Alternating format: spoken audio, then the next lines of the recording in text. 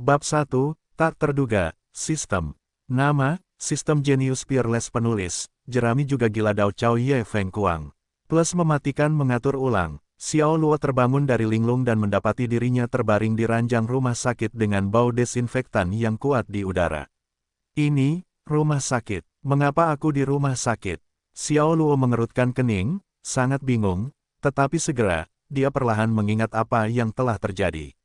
Setelah pacarnya Zhao Mengqi putus dengannya, dia mengendarai mobil murahnya yang rusak di jalan pinggiran kota untuk melampiaskan emosinya.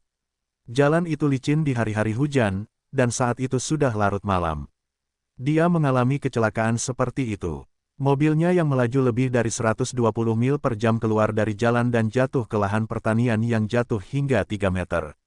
Dia tidak dapat mengingat apa yang terjadi setelahnya. Dia juga tidak tahu pria, wanita baik mana yang menemukannya dan mengirimnya ke rumah sakit. Baru saat itulah dia mendapatkan kembali hidupnya. Tuhan memberkati Anda orang yang luar biasa. Berderit gelombang. Pada saat ini, pintu bangsal didorong terbuka, dan seorang perawat wanita yang tampak manis masuk sambil membawa obat.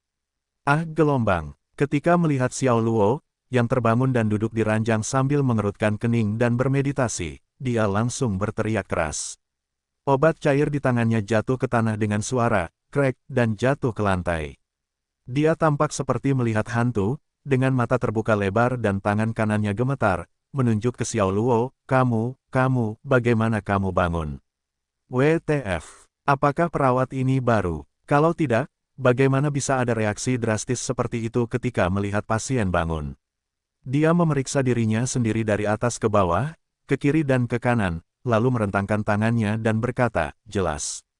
Kemudian dia bertanya dengan hati-hati, apakah ada masalah? Bagaimana kamu bisa bangun? Kamu tidak bisa bangun, bagaimana? Perawat itu masih tampak terkejut, seperti sebelumnya, dengan mata terbelalak, mulutnya terbuka dan wajahnya penuh keterkejutan saat dia melihat Xiao Luo. Tampaknya dia tidak percaya apa yang dilihatnya. Tidak bisa bangun, Xiao Luo merasa sedikit bodoh, dia tidak mengerti mengapa perawat itu berkata seperti itu. Tepat saat dia akan bertanya, perawat wanita itu menoleh dan berlari keluar. Kemudian teriakan histerisnya terdengar dari seluruh koridor, Dr. Zhang, ini mengerikan. Pasien di bangsal 438 sudah bangun. Apa yang sebenarnya terjadi di sini? Xiao Luo benar-benar bingung dan tidak dapat menemukan alasannya.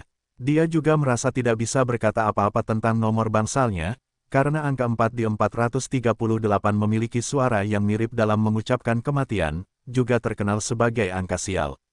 Pada saat ini, serangkaian suara perintah sistem tiba-tiba terdengar di benaknya. Nadanya seperti suara sistem dalam game online populer, Heroes Alliance.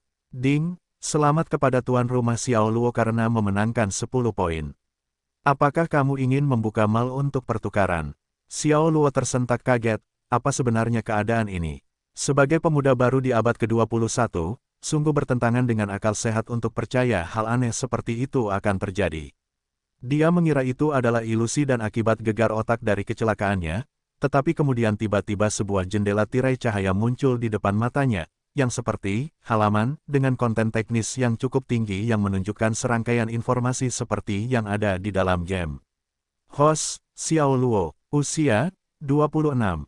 Poin, 10 poin. Status saat ini, karyawan Huahai Group. Tingkat negara bagian, biasa-biasa saja. Apa? Biasa-biasa saja, biasa-biasa saja.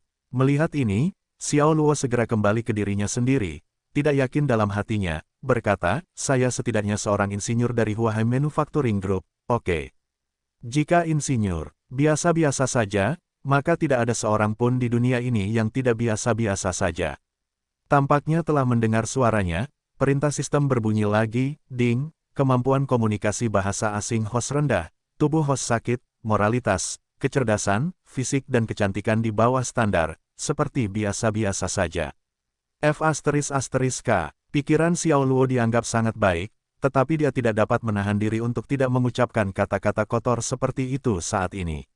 Dia kemudian bertanya, kamu sebenarnya apa? Ding, sistem ini disebut sistem jenius tak tertandingi, yang berasal dari alam semesta paralel yang berjarak ratusan miliar tahun cahaya. Sistem itu menjawab, alam semesta paralel. Keterkejutan Xiao Luo saat ini tidak dapat dijelaskan dengan kata-kata. Fakta di hadapannya memaksanya untuk mempercayai kata-kata yang diucapkan oleh sistem yang tak terlihat dan tidak berwujud ini. Karena dia sudah memiliki konsep alam semesta paralel dalam pikirannya seperti Du Sains mengatakan itu adalah kemungkinan juga dari produk sampingan pendidikan. Dia secara tidak sadar bertanya, apakah ada bumi di sana juga? Ding, tentu saja ada. Tetapi tingkat sains dan teknologi seharusnya 100.000 tahun lebih maju dari sini. Sial, otak Xiao Luo tidak dapat menerimanya sejenak. Tingkat sains dan teknologi lebih maju 100.000 tahun. Gambaran seperti apa yang bisa dilukiskan seperti itu? Bahkan manusia di sana telah terbebas dari siklus kehidupan dan kematian melalui kekuatan sains dan teknologi, dan tidak akan pernah mati.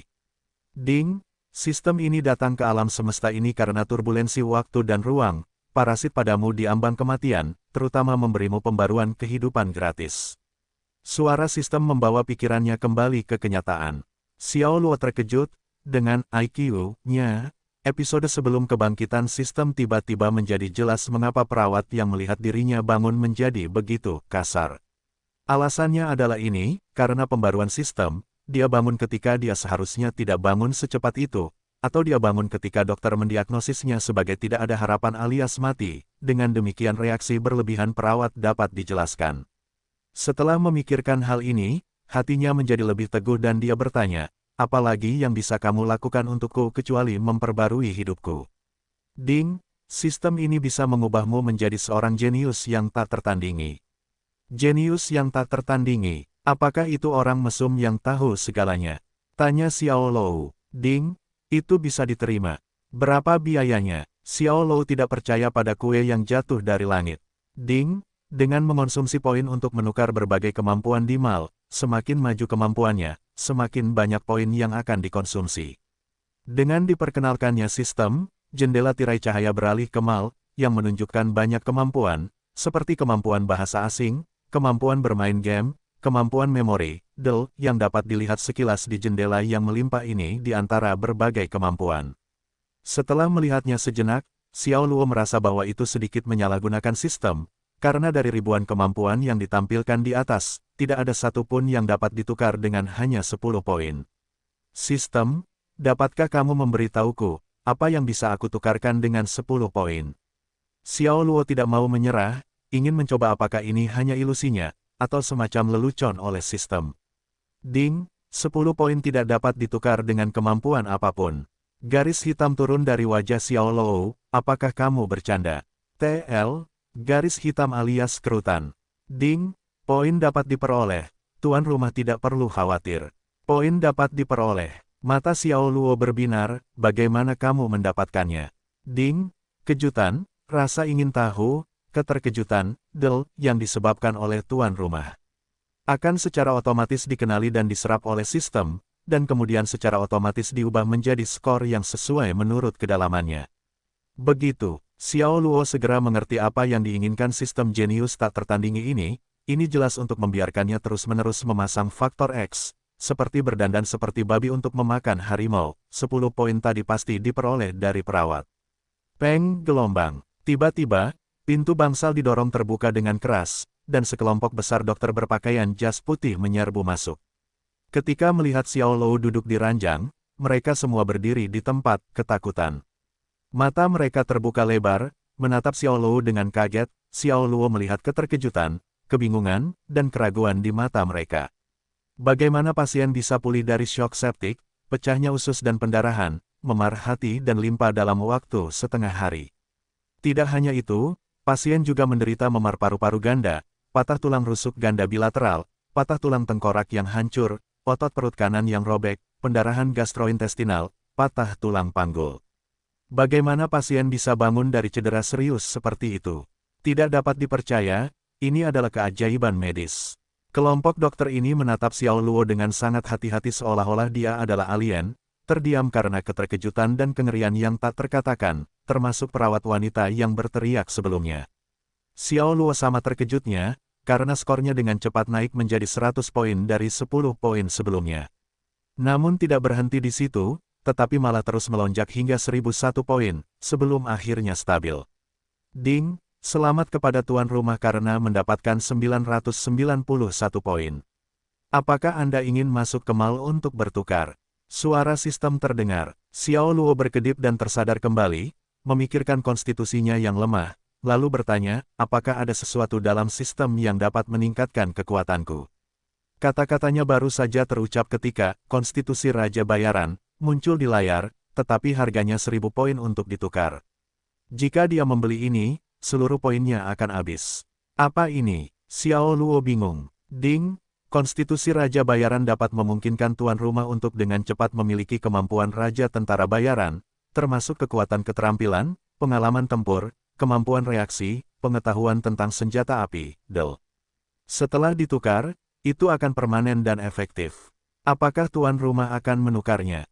Suara sistem menjawab, suci. Xiao Luo tersentak, ini lebih dari sekadar memiliki sistem, ini lebih seperti permainan, langsung pada naskah untuk memodifikasi karakteristik protagonis.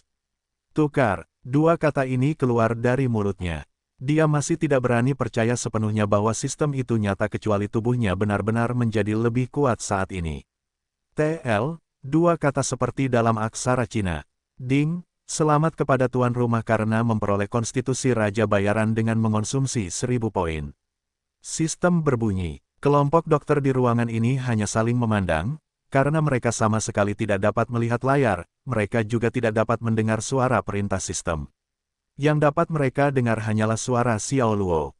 Melihat Xiao Luo duduk di tempat tidur berbicara sendiri, dengan alis berkerut, mereka sepakat bahwa otak Xiao Luo rusak. Meskipun dia bangun, dia pada gilirannya menjadi pasien mental. Dan sekarang mereka sudah benar-benar tenang, karena mereka menyadari masalah besar, yaitu pasien didiagnosis tadi malam oleh seorang dokter magang yang masih relatif baru di rumah sakit. Pemahaman mereka tentang pasien didasarkan pada laporan diagnosis dokter magang tersebut. Lagi pula, mereka tidak punya banyak waktu untuk memeriksa kondisi pasien secara langsung. Jadi, mungkinkah dokter magang tersebut salah mendiagnosis pasien dan mendapatkan laporan yang salah? Pada akhirnya, itu bukanlah keajaiban medis. Apakah Anda sudah menghubungi keluarga pasien? Seorang dokter setengah baya memiringkan kepalanya dan bertanya kepada perawat wanita di dekatnya. Perawat wanita itu mengangguk, kami sedang bersiap untuk menghubungi keluarganya melalui ponsel pasien. Seorang pria bernama Zhang Dasan baru saja menelepon dan mengatakan bahwa dia adalah teman baik pasien tersebut. Kami memberitahu situasi pasien tersebut kepada Zhang Dasan. Pria itu berjanji untuk segera datang dan seharusnya sudah dalam perjalanan sekarang. Baiklah, ingatlah untuk memberikan biaya pengobatan pasien kepada temannya, Zhang Dasan. Kata dokter setengah baya itu. Ya, dokter, perawat wanita itu mengangguk sebagai jawaban. Ngomong-ngomong, atur pemeriksaan seluruh tubuh pasien lagi. Aku benar-benar curiga kalau laporan pemeriksaannya salah, mata kanannya robek dan berdarah. Ada luka di sekujur tubuhnya, ditambah Xiao Lai tertidur tadi malam, jadi masuk akal kalau itu salah. Dokter setengah baya itu mengerutkan kening. Tepat saat itu, udara dingin tiba-tiba membombardir bangsal tanpa peringatan. Para dokter di bangsal tidak bisa menahan rasa merinding. Mereka semua menatap Xiao Luo di ranjang. Mereka curiga kalau mereka sedang mengalami ilusi yang kuat saat ini. Ini bukan orang yang duduk di ranjang, tapi binatang haus darah yang sangat berbahaya. Dilihat dari penampilannya, mereka bisa dimakan menjadi tumpukan tulang kapan saja. Mata Xiao Luo, khususnya, dingin dan menindas. Mata itu penuh dengan semangat liar. Mata itu tampak seperti sepasang mata binatang buas, membuat orang terguncang jiwanya. Bagaimana itu bisa terjadi? Apakah itu ilusi? Semua dokter tercengang. Mereka tidak dapat memastikan apakah itu benar atau tidak, tetapi dahi mereka dipenuhi keringat dingin.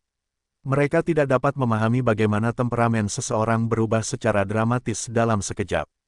Perasaan Xiao Luo saat ini sangat luar biasa, tubuhnya tampaknya memiliki kekuatan yang tak terbatas, dan spondilitis kronis yang telah mengganggunya selama lebih dari 2 tahun tampaknya telah lenyap, seluruh punggungnya menjadi sangat rileks.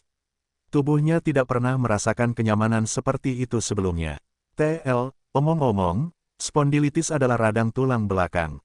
Bahkan penglihatannya menjadi lebih jelas. Dia dapat dengan mudah melihat makhluk-makhluk kecil di bangsal, seperti laba-laba yang berbaring diam di dinding menunggu mangsanya datang mengetuk pintunya. Lao Xiao, Sebuah suara keras meledak dari luar bangsal. Kemudian, pintu didorong terbuka dengan paksa dan seorang pemuda seusia dengan Xiao Luo muncul di pintu. Ada banyak daging di wajah pemuda itu, seluruh wajahnya montok dan bulat, tetapi tubuhnya tidak gemuk dan bahkan bisa disebut kurus. Itu seperti kepala pria gemuk dicangkokkan pada tubuh pria kurus. Dia memiliki beberapa garis yang jelas di dahinya dan memiliki kulit kasar di wajahnya. Pemuda itu melirik ke kiri dan ke kanan, sebelum akhirnya mengunci Xiao Luo yang duduk di tempat tidur. Dia benar-benar menganggap para dokter sebagai udara saat dia berlari langsung ke Xiao Luo. Setelah pemeriksaan umum tubuh Xiao Luo, suaranya yang keras segera berteriak, "Ya Tuhan, dokter dukun mana yang mengatakan bahwa saudaraku mengalami syok dan akan menjadi sayur, menyebabkan aku berlari tanpa kesempatan untuk makan sarapan." Pernyataan ini membuat sekelompok dokter di bangsal tersipu, terutama dokter setengah baya, karena dia adalah dokter yang merawat Xiao Luo. Meskipun hasil diagnosis ditulis oleh Xiao Lai, seorang dokter magang tadi malam, gelar sebagai dokter dukun tetap langsung jatuh padanya. Ahem, Xiao Luo batuk beberapa kali, dari ledakan rasa malunya, saudaranya Zhang Dasan benar-benar berani mengatakan apapun, dan tidak takut dipukuli oleh dokter. Barisan dokter saling memandang dan kemudian mundur satu demi satu. Setelah menutup pintu, beberapa dokter tidak bisa menahan diri untuk tidak marah. Trik Lai kecil ini benar-benar. Apakah dia mendiagnosis pasien tadi malam saat tidur? Seorang dokter magang adalah seorang dokter magang yang sama sekali tidak menganggap serius pekerjaannya. Saya sarankan agar dia didiskualifikasi dari menjadi anggota penuh dan hanya boleh tinggal di rumah sakit selama 3 bulan lagi. Ya, salah diagnosis adalah hal yang tabu bagi kami sebagai dokter. Salah diagnosis sebesar itu adalah yang pertama kali dalam hidupku. Jelas, para dokter ini telah memutuskan bahwa kebangkitan Xiao Luo sama sekali bukan keajaiban medis, tetapi salah diagnosis yang sangat besar, yang disebabkan oleh Xiao Lai, dokter magang baru di rumah sakit mereka. Dokter setengah baya itu tidak mengatakan apa-apa, tetapi wajahnya sangat jelek. Xiao Lai adalah dokter magang dengan namanya. Ini adalah pertama kalinya dia melihat salah diagnosis sebesar itu sejak menjadi dokter. Dia biasanya dicintai, dan juga telah diberi plakat kehidupan Hua Tuo. Namun, dia tidak pernah menerima gelar yang menghina seperti dokter dukun, seperti yang dia terima pagi ini. Semua ini harus diperhitungkan pada dokter magang Xiao Lai. TL, jiwa yang malang, Xiao Luo tentu saja tidak punya waktu untuk memperhatikan siapa yang sedang dicari oleh para dokter. Sekarang dia benar-benar tenggelam dalam kegembiraan konstitusi Raja Bayaran yang dibawa oleh sistem jenius yang tak tertandingi. Pagar besi tempat tidur rumah sakit itu terpelintir dan berubah bentuk hanya dengan menggunakan tangan kosong dan kekuatan fisiknya. Ini adalah konfirmasi lengkap tentang keberadaan sistem itu, yang bonafit, dan bukan ilusi yang dibuat setelah gegar otaknya akibat kecelakaan itu. Jika kamu tidak mati dalam bencana besar, kamu akan diberkati. Orang-orang kuno tidak menipuku, hahaha. Xiao Luo tertawa gila seperti orang idiot. Perasaan seperti ini, dia sudah melihat dirinya mengenakan pakaian dalam merah. Dia seperti Superman yang bisa terbang di langit sekarang, sulit untuk menggunakan kata-kata untuk menggambarkan kegembiraannya saat ini. Hei, Lao Xiao, ada apa denganmu? Jangan menakut-nakuti aku. Kenapa kamu seperti ini, menertawakan dirimu sendiri? Zhang Dasan menamparkan Xiao Luo dengan keras tepat di wajahnya. Dia tidak melihat Xiao Luo menjepit pagar besi ranjang rumah sakit sehingga dia hanya bisa berkata seperti itu. Xiao Luo menatap teman sekamar kuliahnya dan saudara laki-lakinya di depannya dan ingin memberitahunya tentang sistem jenius tak tertandingi. Tetapi setelah dipikir-pikir lagi, hal semacam ini hanya delusi, ditambah lagi mengatakannya hanya akan membuat Zhang Dasan menyimpulkan bahwa dia memiliki gangguan mental. Pada akhirnya, ini terlalu berlebihan. Siapa yang akan percaya bahwa hal seperti sistem yang datang dari ratusan miliar tahun cahaya jauhnya di alam semesta paralel dan bahkan memiliki nama sistem jenius tak tertandingi yang bergabung dengannya. Dengan apa yang kulihat, aku tidak perlu khawatir. Tetapi katakan padaku, mengapa kau terbaring di rumah sakit, orang tua? Zhang Dasan mengambil jarinya dan menusuk dada Xiao Luo. Aduh, frustrasi dalam cinta. Xiao Luo mendesah, dia putus dengan Zhao Mengqi sebelumnya, dan kemudian dia menjelaskan secara singkat kecelakaan mengemudi di pinggiran kota pada tengah malam. Setelah mendengar ini, Zhang Dasan mendesah, aku berbaring di palung. Benar-benar bencana. Bisakah kau langsung ke intinya? Xiao Luo menatapnya. Zhang Dasan segera memarahi, intinya adalah telur. Betapa kentutnya Zhao Mengqi. Dia yang rugi karena putus denganmu. Kau sangat luar biasa, dan kau punya tulang punggung yang kuat. Dikatakan dalam buku tahunan bahwa kau adalah gambaran seorang raja. Cepat atau lambat, kau akan cukup kaya untuk membuat Zhao Mengqi menangis. Xiao Luo tertawa dan menepuk bahu Zhang Dasan. Dasan, aku akan mengambil kebohongan dan usahamu ke jantung. Tidak ada yang bisa mengalahkanmu dalam seni Beil Sting. Pergi. Zhang Dasan dengan tidak sabar melambaikan tangan, dan kemudian dengan wajah serius, ngomong-ngomong, apakah kau merasa tidak nyaman dimanapun sekarang? Apakah kau ingin muntah atau apa? Apa yang bisa kulakukan? Aku beruntung kali ini. Mobilku hanya tertabrak dan tidak mengalami cedera apapun kecuali pingsan. Aku tidak perlu melakukan apapun di sini dan sekarang aku bisa keluar dari rumah sakit. Kata Xiao Luo. Lao Xiao, aku tidak tertarik dengan bualanmu yang mengatakan, lihat betapa kuatnya tubuhku karena tidak mengalami cedera. Tubuh kita adalah modal kita. Kita tidak bisa ceroboh. Jika kamu tidak punya uang untuk berobat, aku punya uang di sini. Berdasarkan hubungan antara keduanya, Zhang Dasan berbicara terus terang dan tidak peduli untuk bersikap samar. Aku benar-benar tidak membutuhkannya. Xiao Luo langsung melompat dari ranjang pasien. Dia tidak hanya melompat 3 kali di lantai, tetapi dia juga mulai berjalan terbalik untuk membuktikan bahwa dia 2 kali lebih baik dan benar-benar tidak mengalami cedera. Mata Zhang Dasan membelalak. Sayangku, kapan kamu belajar berjalan terbalik dan menyembunyikannya dariku begitu dalam? Dia sekarang yakin bahwa Xiao Luo benar-benar tidak mengalami cedera. Ding, selamat kepada tuan rumah, 5 poin. Xiao Luo mengabaikan perintah sistem, mengakhiri handstand-nya, menepuk-nepuk debu di telapak tangannya, dan berkata kepada Zhang Dasan tanpa sedikit pun rasa senang, apakah aku harus melapor kepadamu ketika aku pergi ke toilet? Aku tidak tertarik untuk tahu apakah kamu pergi ke toilet, tetapi jika kamu memiliki pengalaman dengan seorang saudari tertentu, aku akan sangat senang mendengarkan, semakin rinci semakin baik, hei hei. Zhang Dasan tertawa cabul. Petik 2. Pah, saudarimu, kakak gelombang. Zhang Dasan tersenyum dan berlari keluar untuk menangani formalitas pemulangan untuk Xiao Luo. Keluar dari rumah sakit, mereka makan sarapan sederhana bersama. Xiao Luo dan Zhang Dasan pergi ke brigade polisi lalu lintas. Mobilnya yang rusak ada di sana, mobil itu benar-benar bengkok, bahkan mesinnya rusak. Bahkan jika diperbaiki, jika mobil berjalan di jalan datar, itu akan sangat bergelombang, setara dengan mengendarai rongsokan.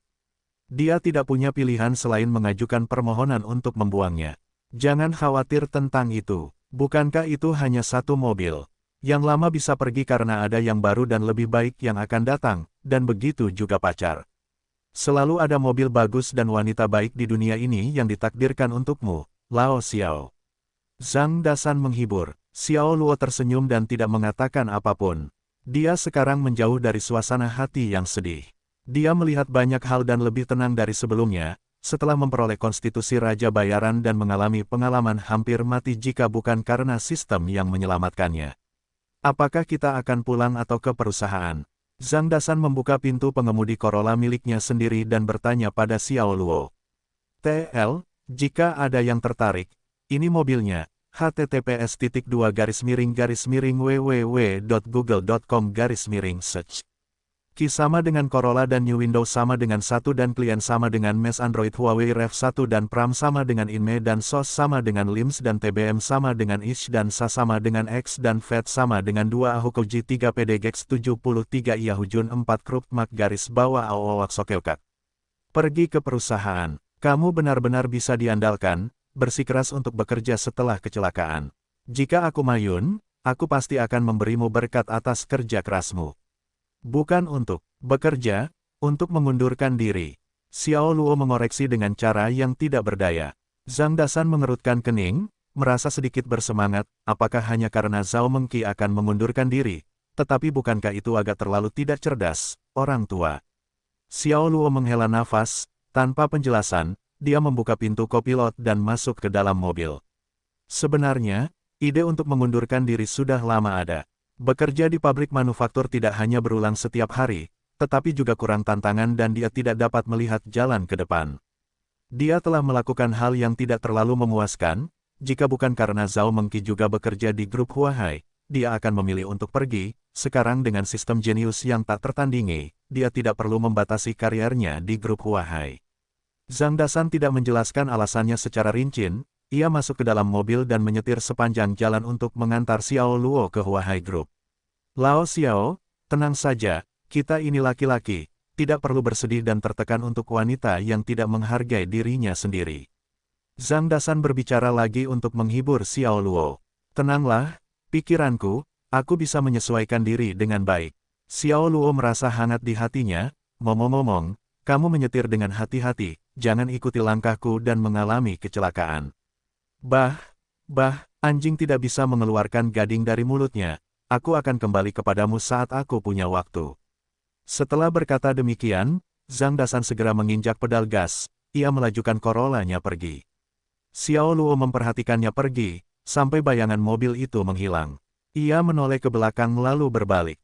Dengan kartu kerja di tangannya, ia berjalan masuk ke Huahai Group. Menjelang siang hari, formalitas pengunduran dirinya selesai. Sambil memegang sekotak barang miliknya, ia berjalan di sepanjang jalan utama Huahai Group. Setelah 3 tahun bekerja, Xiao Luo memiliki perasaan campur aduk tentang berhenti. Ini adalah pekerjaan pertamanya setelah lulus kuliah. Dia masih ingat gambar-gambar datang ke sini dengan mimpi dan cita-cita. Adegan-adegan itu terlintas dalam benaknya seperti film. Xiao Luo, kamu berhenti. Tiba-tiba, suara yang dikenalnya terdengar di telinganya. Nadanya dengan sedikit perintah. Xiao Luo berhenti dan berbalik untuk bertemu dengan wajah cantik, yaitu Zhao Mengqi, seorang wanita modis dan tampak manis. Zhao Mengqi tidak terkejut mendengar pengunduran dirinya. Bagaimanapun, Zhao Mengqi bekerja di Departemen SDM, dan ribuan orang di Huahai Group memiliki catatan terperinci di Departemen SDM. Kenapa? Xiao Luo bertanya dengan ringan. Zhao Mengqi melangkah dengan sepatu hak tingginya dan berlari. Melihat isi kotak di tangan Xiao Luo, ada sedikit rasa jijik di matanya. Xiao Luo, tidak bisakah kau bersikap sedikit lebih dewasa? Aku sudah berakhir denganmu, tetapi apakah perlu bagimu untuk mengundurkan diri dan menghancurkan kariermu? Bahkan jika kau tidak memikirkan dirimu sendiri, setidaknya kau harus memikirkan keluargamu. Kau tidak memiliki sumber penghasilan setelah kau berhenti dari pekerjaanmu. Apakah kau masih ingin kembali dan mengunyah yang lama? Petik 2. Penerjemah, Dolion, Editor, Dolion. Pembaruan pada hari Minggu, Selasa, Kamis. GMT+8 pukul 19. Aduh, frustrasi dalam cinta. Xiao Luo menghela nafas, dia putus dengan Zhao Mengqi sebelumnya, dan kemudian dia menjelaskan secara singkat kecelakaan mengemudi di pinggiran kota pada tengah malam. Setelah mendengar ini, Zhang Dasan menghela nafas, aku berbaring di palung. Ini benar-benar bencana, bisakah kau langsung ke intinya? Xiao Luo menatapnya. TL, di sini kita punya orang bodoh yang tidak bisa mengerti kata-kata, bijaksana, saudaranya. Zhang Dasan segera memarahi, intinya adalah telur. Dasar kentut Zhao Mengqi, dia yang rugi kalau putus denganmu. Kamu sangat luar biasa, dan kamu punya tulang punggung yang kuat. Dikatakan dalam buku tahunan bahwa kamu adalah gambaran seorang raja. Cepat atau lambat, kamu akan cukup kaya untuk membuat Zhao Mengqi menangis. TL, aku tidak bisa memikirkan istilah yang lebih baik untuk, intinya adalah telur, jadi jika kamu punya, tulis di komentar di bawah. Aslinya adalah buku foto dan aku mengubahnya menjadi buku tahunan. Xiao Luo tertawa dan menepuk bahu Zhang Dasan, Dasan, aku akan mengambil kebohongan dan usahamu ke hati. Tidak ada yang bisa mengalahkanmu dalam seni blasting. Pergi. Zhang Dasan melambaikan tangan dengan tidak sabar, dan kemudian dengan wajah serius. Ngomong-ngomong, apakah kamu merasa tidak nyaman dimanapun sekarang? Apakah kamu ingin muntah atau apa? Apa yang bisa kulakukan? Aku beruntung kali ini. Saya hanya mengalami kecelakaan mobil dan tidak mengalami cedera apapun kecuali pingsan. Saya tidak perlu melakukan apapun di sini dan sekarang sudah bisa keluar dari rumah sakit. Kata Xiao Luo. Lao Xiao, saya tidak tertarik dengan bualanmu yang mengatakan, lihat betapa kuatnya tubuhku karena tidak mengalami cedera. Tubuh kita adalah modal kita.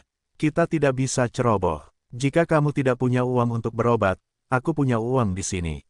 Menurut hubungan antara keduanya, Zhang Dasan berbicara terus terang dan tidak peduli untuk bersikap samar. Aku benar-benar tidak membutuhkannya. Xiao Luo langsung melompat dari ranjang pasien. Dia tidak hanya melompat 3 kali di lantai, tetapi dia juga mulai berjalan terbalik untuk membuktikan bahwa dia 2 kali lebih baik dan benar-benar tidak mengalami cedera. Mata Zhang Dasan membelalak. Sayangku, kapan kamu belajar berjalan terbalik dan menyembunyikannya dariku begitu dalam? TL, pada dasarnya dia melakukan handstand kepada mereka yang tidak tahu. Dia sekarang yakin bahwa Xiao Luo benar-benar tidak memiliki cedera. Ding, selamat kepada tuan rumah, 5 poin. Xiao Luo mengabaikan perintah sistem, mengakhiri handstandnya, menepuk-nepuk debu di telapak tangannya, dan berkata kepada Zhang Dasan tanpa sedikit pun rasa bahagia, apakah aku harus melapor kepadamu ketika aku pergi ke toilet? TL, dia berbicara tentang tidak memberitahu Dasan tentang mengetahui cara handstand. Aku tidak tertarik untuk tahu apakah kamu pergi ke toilet, tetapi jika kamu memiliki pengalaman dengan seorang saudari tertentu, aku akan sangat senang mendengarkan, semakin rinci semakin baik, hei. Zhang Dasan tertawa cabul. TL, baru saja membaca eci lalu Dasan, juga apakah ini sebuah bayangan untuk masa depan dekat bagi kita saudara laki-laki, baik pria maupun wanita, menyaksikan S*X yang terperinci. Pah, saudarimu, kakak gelombang. Zhang Dasan tersenyum dan berlari keluar untuk menangani formalitas pemulangan untuk Xiao Luo. Keluar dari rumah sakit, mereka makan sarapan sederhana bersama. Xiao Luo dan Zhang Dasan pergi ke brigade polisi lalu lintas. Mobilnya yang rusak parah ada di sana. Mobil itu benar-benar bengkok, bahkan mesinnya rusak. Bahkan jika diperbaiki, jika mobil itu berjalan di jalan yang datar, akan sangat bergelombang, setara dengan mengendarai rongsokan.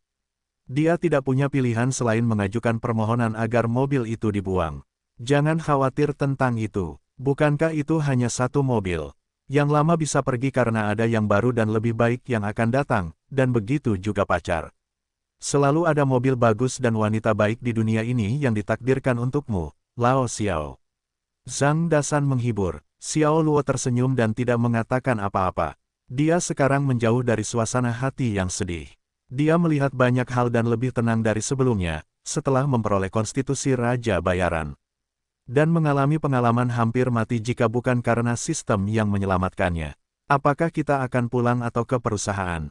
Zhang Dasan membuka pintu pengemudi Corolla-nya sendiri dan bertanya pada Xiao Luo.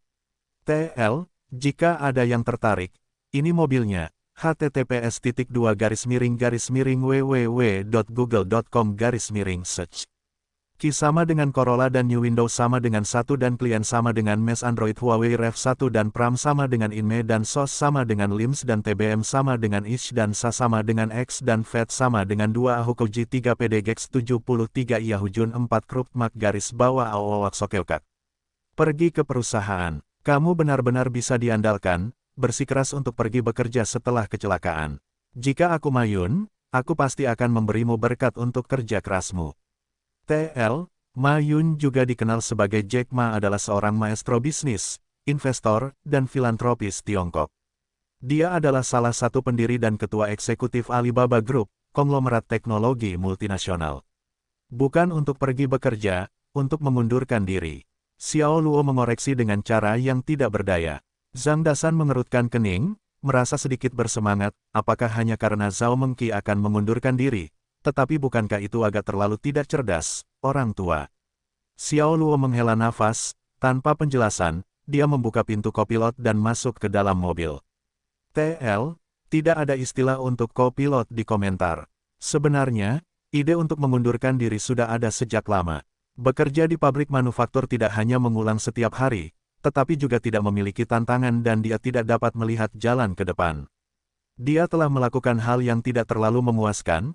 Jika bukan karena Zhao Mengqi yang juga bekerja di grup Huahai, dia akan memilih untuk keluar. Sekarang dengan sistem jenius yang tak tertandingi, dia tidak perlu membatasi kariernya di grup Huahai. Zhang Dasan tidak menjelaskan alasannya, dia masuk ke posisi pengemudi, dan mengemudi sepanjang jalan untuk mengirim Xiao Luo ke grup Huahai. Lao Xiao, santai saja, kita ini laki-laki, tidak perlu bersedih dan tertekan untuk wanita yang tidak menghargai dirinya sendiri. Zhang Dasan berbicara lagi dalam upaya untuk menghibur Xiao Luo. Tenanglah, pikiranku, aku bisa menyesuaikan diri dengan baik. Xiao Luo merasa hangat di hatinya, ngomong-ngomong, kamu mengemudi dengan hati-hati, jangan ikuti langkahku dan mengalami kecelakaan. Anjing tidak bisa memuntahkan gading dari mulutnya. Aku akan kembali kepadamu saat aku punya waktu. Setelah berkata demikian, Zhang Dasan segera menginjak pedal gas. Ia melajukan Corolla-nya pergi. Anjing tidak bisa memuntahkan gading dari mulutnya. Pada dasarnya adalah, hal-hal baik tidak bisa datang dari sumber yang buruk. Xiao Luo memperhatikannya pergi, sampai bayangan mobil itu menghilang. Ia melihat ke belakang lalu berbalik. Dengan kartu kerja di tangan, ia berjalan ke grup Huahai. Menjelang tengah hari formalitas pengunduran dirinya selesai. Sambil memegang sekotak barang-barangnya sendiri, ia berjalan di sepanjang jalan utama grup Huahai. Setelah 3 tahun bekerja, Xiao Luo memiliki perasaan campur aduk tentang pergi. Ini adalah pekerjaan pertamanya setelah lulus kuliah. Ia masih ingat gambar-gambar datang ke sini dengan mimpi dan cita-cita. Adegan-adegan itu terlintas dalam benaknya seperti film. Xiao Luo, kau, berhenti. Tiba-tiba, suara yang dikenalnya terdengar di telinganya, nadanya dengan sedikit perintah. Xiao Luo berhenti dan berbalik untuk bertemu dengan wajah cantik, yaitu Zhao Mengqi, seorang wanita yang modis dan tampak manis. Zhao Mengqi tidak terkejut mendengar pengunduran dirinya. Bagaimanapun, Zhao Mengqi bekerja di Departemen SDM, dan ribuan orang di Huahai Group memiliki catatan terperinci di Departemen SDM. Kenapa? Xiao Luo bertanya dengan ringan. Zhao Mengqi melangkah dengan sepatu hak tingginya dan berlari, melihat isi kotak di tangan Xiao Luo. Ada sedikit rasa jijik di matanya. Xiao Luo, tidak bisakah kamu sedikit lebih dewasa? Aku sudah berakhir denganmu, tetapi apakah perlu bagimu untuk mengundurkan diri dan menghancurkan kariermu? Bahkan jika kamu tidak memikirkan dirimu sendiri, setidaknya kamu harus memikirkan keluargamu. Kamu tidak memiliki sumber penghasilan setelah kamu berhenti dari pekerjaanmu. Apakah kamu masih ingin kembali dan mengunyah yang lama? Setelah kecelakaan mobil itu, Xiao Luo merasa bahwa ia telah terlahir kembali. Bagi Zhao Mengqi, ia tidak banyak mengeluh. Ia lebih bersikap masa bodoh dan memahami pilihannya. Bagaimanapun juga, dunia ini sangat realistis dan kejam. Aku berhenti dari pekerjaanku karena alasan pribadi dan itu tidak ada hubungannya denganmu. Xiao Luo tersenyum. Jika tidak ada yang salah, maka selamat tinggal. Sebuah ucapan selamat tinggal yang sederhana mengakhiri kisah cinta jarak jauh mereka selama 4 tahun. Entah akan terjerat atau tidak, hal itu tidak akan membiarkan martabat seorang pria untuk memohon apapun, yang paling bisa ia lakukan adalah berbalik dan pergi dengan bebas. Zhao Mengqi terdiam dalam situasi itu, entah mengapa hatinya merasa hampa. Ia awalnya di sini untuk mengkritik Xiao Luo sekaligus mengingatkannya bahwa ia telah membuat pilihan yang tepat dengan meninggalkan Xiao Luo karena pria yang rapuh dan tidak kompeten ini tidak pantas untuknya. Namun, hasilnya tidak terduga.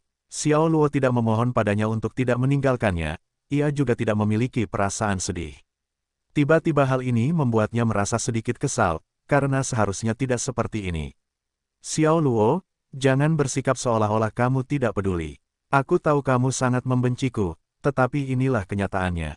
Zhao Mengqi berteriak, aku hampir dapat meramalkan lintasan hidupmu. Kamu tidak dapat menyingkirkan takdir untuk bekerja. Mungkin suatu hari kamu akan sukses. Tetapi siapa yang dapat mengatakan dengan pasti apakah itu akan terjadi 10 atau 20 tahun kemudian. Kamu mampu menanggung konsumsi energi dan waktu, tetapi aku tidak mampu menanggung masa mudaku. Aku tidak ingin tinggal di rumah sewaan yang sempit bersamamu setelah menikah. Aku tidak ingin menjadi budak rumah selama 30 tahun setelah membeli rumah dengan uang muka. Kehidupan seperti itu bukanlah yang diinginkan Zhao Mengqi. Xiao Luo menoleh ke belakang dan berkata dengan wajah serius, Jadi aku memilih untuk meninggalkanmu dan merencanakan masa depanku sendiri. Zhao Mengqi berkata tanpa berpikir, dia menjawab dengan tepat. Yah, kamu melakukan hal yang benar. Wajah Xiao Luo tetap tersenyum dari awal hingga akhir, dan tetap tenang selama itu. Terima kasih telah memberiku pelajaran sosial. Zhao Mengqi membeku lagi. Dia tidak mengerti mengapa Xiao Luo begitu tenang. Bukankah seharusnya dia sudah kehilangan akal sehatnya dan menjadi gila? Apakah orang ini berpura-pura atau dia memang tidak peduli? Kiki, pada saat ini, sebuah mobil sport Lamborghini berhenti di samping Zhao Mengqi, jendela diturunkan, memperlihatkan wajah muda yang tampan, satu pandangan saja sudah cukup untuk mengatakan bahwa pemuda itu dimanjakan. Kulitnya sangat putih, pakaiannya adalah merek terkenal. Xiao Luo mengenali sekilas bahwa ini adalah Hua Haifeng, putra bos Hua Hai Group. Dia dipanggil Hua Shao. Dia dikatakan sebagai playboy yang baik. Banyak wanita cantik di Hua Hai Group yang belum menikah berselingkuh dengannya. Kiki, apa yang kamu lakukan di sini? Hua Haifeng turun dari mobil sport dan menyadari keberadaan Xiao Luo. Dia menunjuk Xiao Luo dengan penuh permusuhan. Siapa dia? Zhao Mengqi cukup malu, tetapi tidak menyembunyikannya. Dia berkata dengan suara yang menawan, dia adalah Xiao Luo. Xiao Luo, ternyata dia adalah masa lalu, Kiki. Hua Haifeng tiba-tiba menyadari, jelas, dia tahu keberadaan Xiao Luo dan hubungan antara Zhao Mengqi dan Xiao Luo. Dia menatap Xiao Luo, dan matanya memancarkan sedikit kesuraman, karena akulah yang hadir. Tampaknya sangat tidak sopan bagiku untuk tidak memberi hormat kepadanya. Hua Shao, tidak perlu menyapanya dengan statusmu. Ayo pergi, kata Zhao Mengqi. Hua Haifeng sangat kontras dengan Xiao Luo. Semakin dia menatap Xiao Luo, semakin dia merasa bahwa Xiao Luo tidak kompeten. Dia benar-benar menyebalkan. Dia tidak ingin melihat jalinan apapun antara Hua Haifeng dan Xiao Luo, yang pertama memiliki status tinggi. Kiki, kamu tidak boleh berkata begitu. Lagi pula, dia sudah menjagamu dengan baik sebelum aku muncul. Aku harus berterima kasih padanya atas kebaikannya. Tunggu aku di sini dan aku akan segera kembali. Hua Haifeng berkata, dan berjalan menuju Xiao Luo. Membalikkan punggungnya pada Zhao Mengqi, dia melepaskan penyamarannya. Dia tersenyum bangga di wajahnya, seperti seorang pemenang yang sedang menunjukkan kekuatannya. Dia mengulurkan tangannya dengan wajah palsu yang penuh senyum licik. Halo, aku Hua Haifeng. Senang bertemu denganmu. Xiao Luo mendengus dingin dan berkata pelan, maaf, aku sedang memegang sesuatu dan tidak bisa bergerak. Rumor itu tidak sebagus melihatnya sendiri.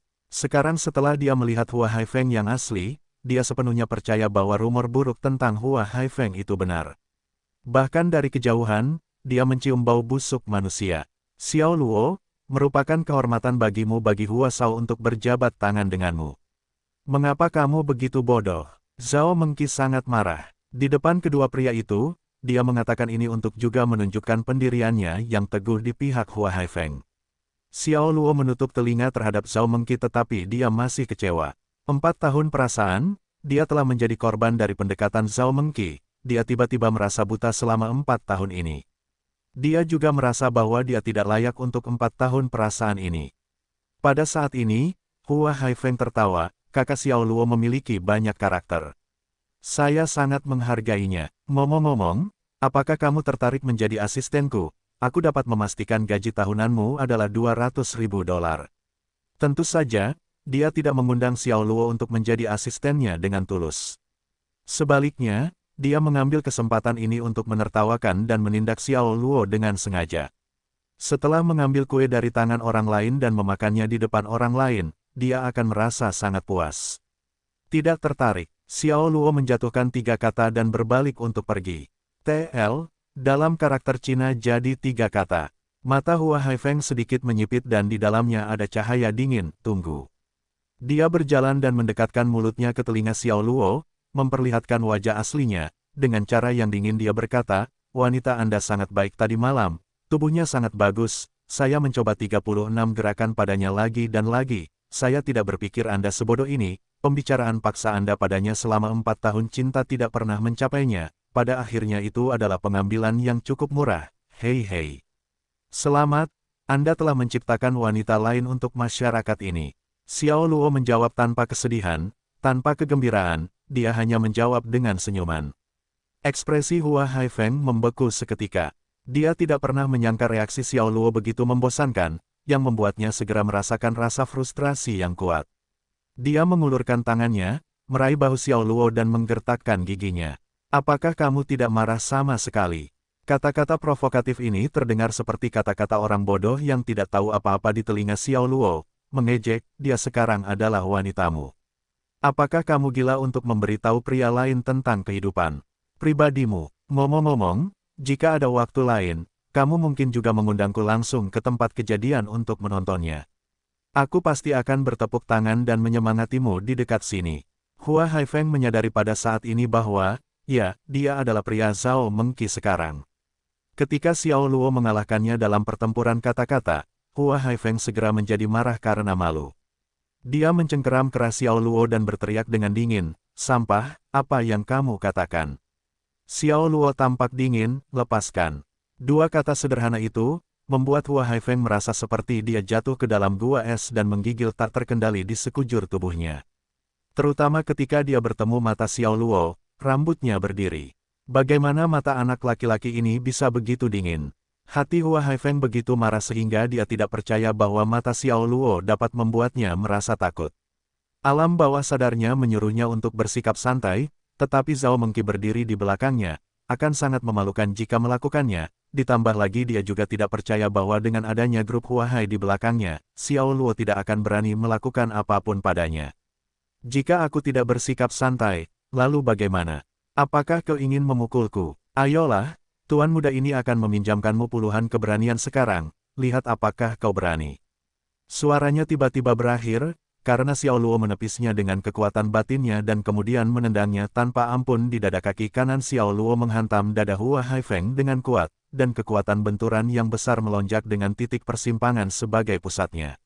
Ah, gelombang! Jeritan melengking terdengar, dan tubuh Hua Haifeng yang seberat 130 kg, seolah-olah ditabrak lokomotif, terbang terbalik dan mendarat di tanah padat 4 atau 5 meter jauhnya. Giginya menggigit lidahnya, darah mengalir deras, dan sudut mulut Hua Haifeng meluap. 5 organ Zhang dan 6 organ Fu-nya seperti ditusuk jarum. Hua Haifeng tergeletak di tanah sambil mengerang dan menangis kesakitan. Kaki Xiao Luo seperti naga yang menyerang, seperti angin puyuh yang menyapu dengan satu napas. Itu stabil dan lincah. Zhao Mengqi benar-benar terpaku di tempat, dengan mata terbuka lebar. Tubuh Xiao Luo saat ini memiliki atmosfer tertentu di sekitarnya yang menindas. Dia juga tidak percaya bagaimana tendangan Xiao Luo membuat orang dewasa terbang sejauh 4 atau 5 meter. Ding, selamat kepada tuan rumah karena telah memenangkan 50 poin. Perintah sistem berbunyi, 50. Bagaimana bisa 50? Xiao Luo melihat sekeliling, hanya untuk menemukan bahwa ada 4 penjaga keamanan lainnya di gerbang yang juga melihat apa yang terjadi di sini. Segera, keempat penjaga keamanan itu berlari. Hua Shao, keempat pria itu, bersama dengan Zhao Mengqi yang kembali, membantu Hua Haifeng berdiri. Hua Haifeng sangat marah, menunjuk ke Xiao Luo, dia meraung, pukul dia sampai mati. Aku ingin dia tidak bisa keluar dari gerbang grup Hua Hai. Keempat penjaga keamanan itu tidak berani untuk tidak patuh, selain itu, ini adalah kesempatan bagi mereka untuk melakukan layanan berjasa. Meskipun mereka melihat Xiao Luo menendang Hua Shao dengan keras, mereka tetap mengeluarkan tongkat mereka yang tergantung di pinggang mereka. Mereka bergegas menuju Xiao Luo dengan lompatan yang ganas. Adapun Xiao Luo, bagaimana dia bisa takut pada keempat penjaga itu? Serangkaian tendangan terbang keluar, setiap tendangan secara akurat mengenai dada seorang penjaga keamanan. Mereka hanya bisa mendengar teriakan keempatnya. Tongkat mereka jatuh ke tanah saat mereka dikirim ke kota pemukulan. Hua Haifeng yang berdiri di samping menatap Xiao Luo dengan ngeri. Seolah-olah dia melihat hantu di siang bolong. Ketika mata Xiao Luo menatapnya, dia semakin menggigil. Keringat dingin langsung keluar di tubuhnya. Dia tidak percaya Xiao Luo telah mengetahui keterampilan yang tidak normal dan hebat seperti itu. Zhao Mengqi tidak jauh lebih baik darinya. Dia merasa aneh melihat Xiao Luo di depannya saat ini. Dia bukan Xiao Luo yang dulu dia kenal, seolah-olah dia orang asing baginya. Ketika Xiao Luo melangkah ke arah Hua Haifeng, dia berdiri di depan Hua Haifeng tanpa sadar dan menatap Xiao Luo dengan gugup. Xiao Luo, apa yang ingin kamu lakukan? Xiao Luo mengabaikannya, dia hanya tersenyum pada Hua Haifeng, yang sangat ketakutan, dan berkata dengan nada menggurui, kamu, Hua Shao, hebat sekali. Jangan selalu menarik kerah orang lain. Itu sangat tidak sopan. Aku sudah memperingatkanmu, tetapi kamu tidak mau melepaskannya. Kamu seharusnya tidak merasa tidak yakin jika kamu ditendang olehku. Pandangannya kemudian jatuh pada Zhao Mengqi, aku ingin tahu siapa yang ingin menjadi seorang putri. Tetapi berapa lama kamu bisa mempertahankan kepura-puraan itu? 3 bulan atau 6 bulan? Tubuh Zhao Mengqi bergetar. Kata-kata Xiao Luo tiba-tiba membuatnya khawatir. Ya, meskipun dia menjadi pacar Hua Haifeng sesuai keinginannya, dia tidak merasakan rasa aman apapun. Dia selalu merasa bahwa dia akan ditinggalkan oleh Hua Haifeng kapan saja. Ini juga alasan utama mengapa dia datang ke Xiao Luo hari ini. Jauh di lubuk hatinya, dia masih berharap untuk memiliki Xiao Luo sebagai ban serep untuk memberinya rasa aman. Tentu saja, ini hanya nasihat, kamu juga dapat memilih untuk membiarkannya lewat begitu saja. Selesai mengucapkan kalimatnya, Xiao Luo berbalik untuk pergi. Zhao Mengqi tampaknya telah kehilangan jiwanya sekaligus dan hanya berdiri dengan bodoh. Dia pikir itu adalah hal yang benar untuk putus dengan Xiao Luo, tetapi ketika pria itu benar-benar berbalik dan pergi, dia hanya merasakan kehilangan, kesedihan, dan kesepian yang tak berujung di dalam hatinya. 4 tahun kehidupan bersama pria itu terus muncul dalam benaknya saat ini, adegan demi adegan, biasa di antara yang biasa, tetapi itu tak tertandingi sebagai kenang-kenangan. Dia ingat nasi goreng telur Xiao Luo, perawatan Xiao Luo ketika dia sakit, dan dada Xiao Luo yang tidak ramah tetapi hangat. Dia harus mengakui bahwa 4 tahun cintanya dengan Xiao Luo adalah saat-saat terbaiknya sejak dia lahir. Saat ini, melihat bagian belakang kepergian Xiao Luo, pandangannya perlahan kabur oleh air mata, dan suasana hatinya begitu rumit sehingga dia tidak bisa mengatakan apa-apa. Rasanya seperti dia kehilangan sesuatu yang sangat penting. Berjalan di jalan-jalan yang ramai, Xiao Luo merasa santai seperti yang belum pernah dia rasakan sebelumnya. Mengapa dia memiliki suasana hati seperti itu, dia tidak bisa mengatakannya saat ini. Mungkin itu karena dia melihat wajah asli Zhao Mengqi, atau dia akhirnya meninggalkan belenggu itu, yaitu grup Huahai.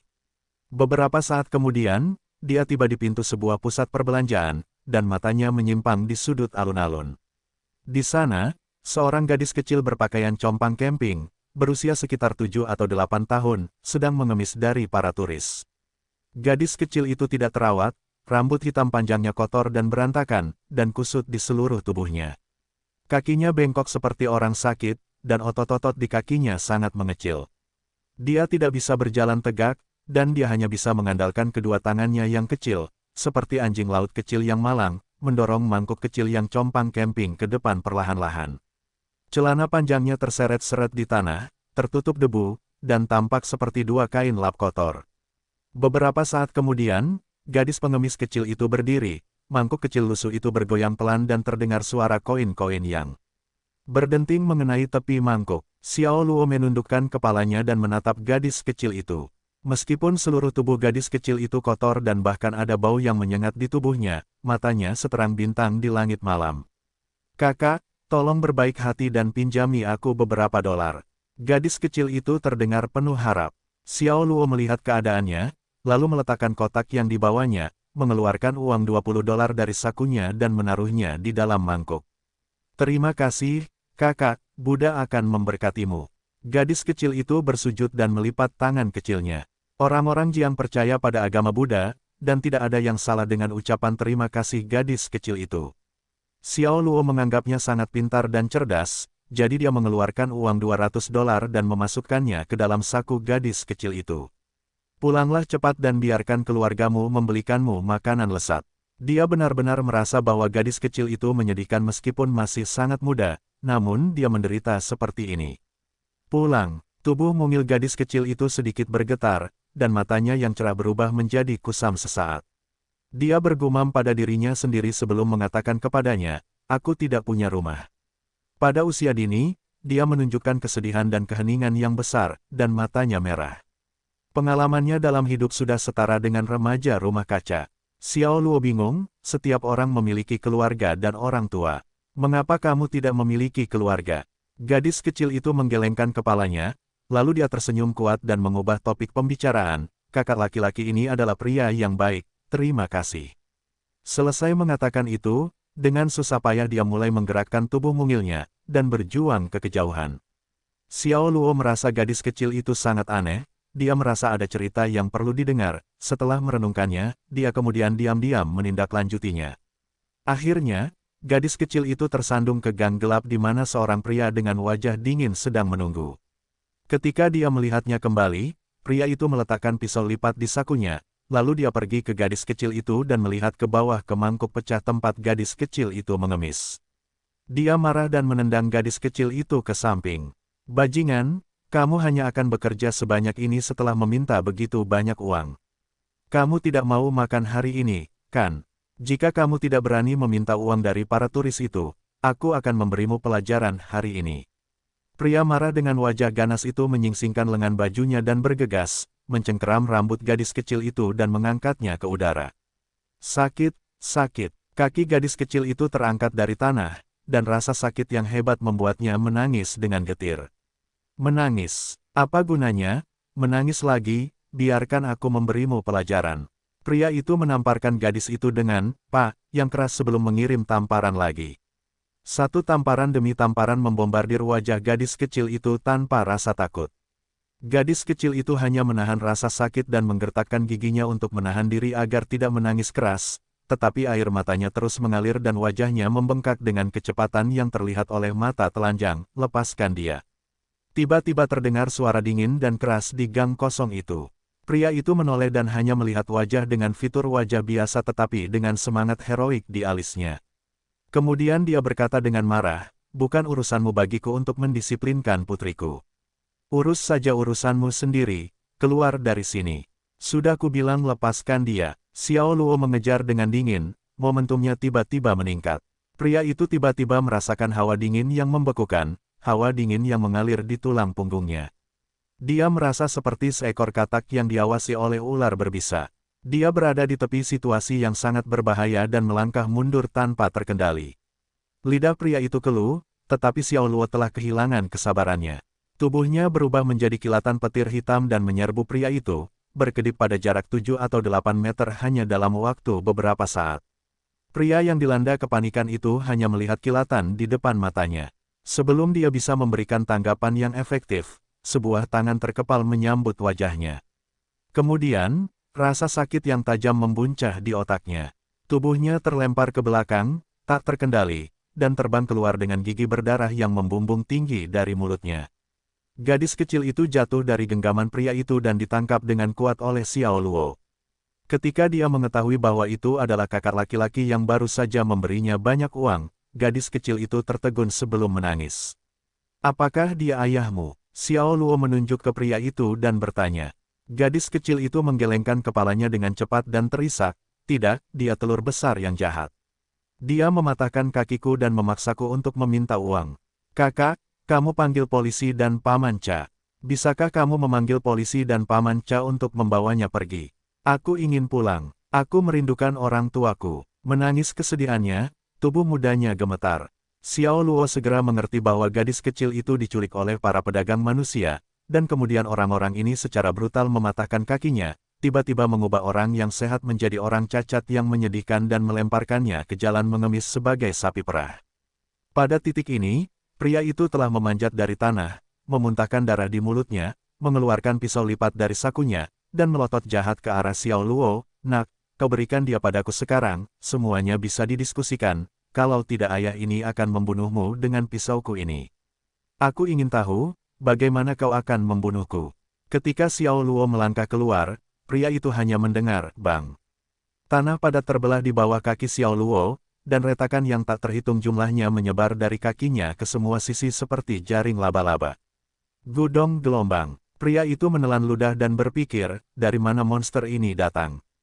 Untuk satu kaki telah memecahkan trotoar beton. Kau tunggu aku."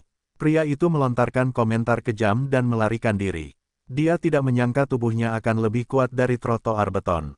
Xiao Luo mengejar dan langsung menyapu pria itu. Memberikan pukulan keras pada pria itu terpental. Dua gigi lagi terpental keluar berlumuran darah dari mulut pria itu. "Ding, selamat kepada tuan rumah karena memenangkan 10 poin." Perintah sistem berbunyi. Xiao Luo tidak punya waktu untuk memperhatikan pria yang sudah pingsan. Dia mengalihkan pandangannya darinya dan tatapannya jatuh pada gadis kecil itu, menghiburnya, "Jangan takut, semuanya baik-baik saja sekarang." Memem, gadis kecil itu terus menyeka air matanya yang mengalir tak terkendali.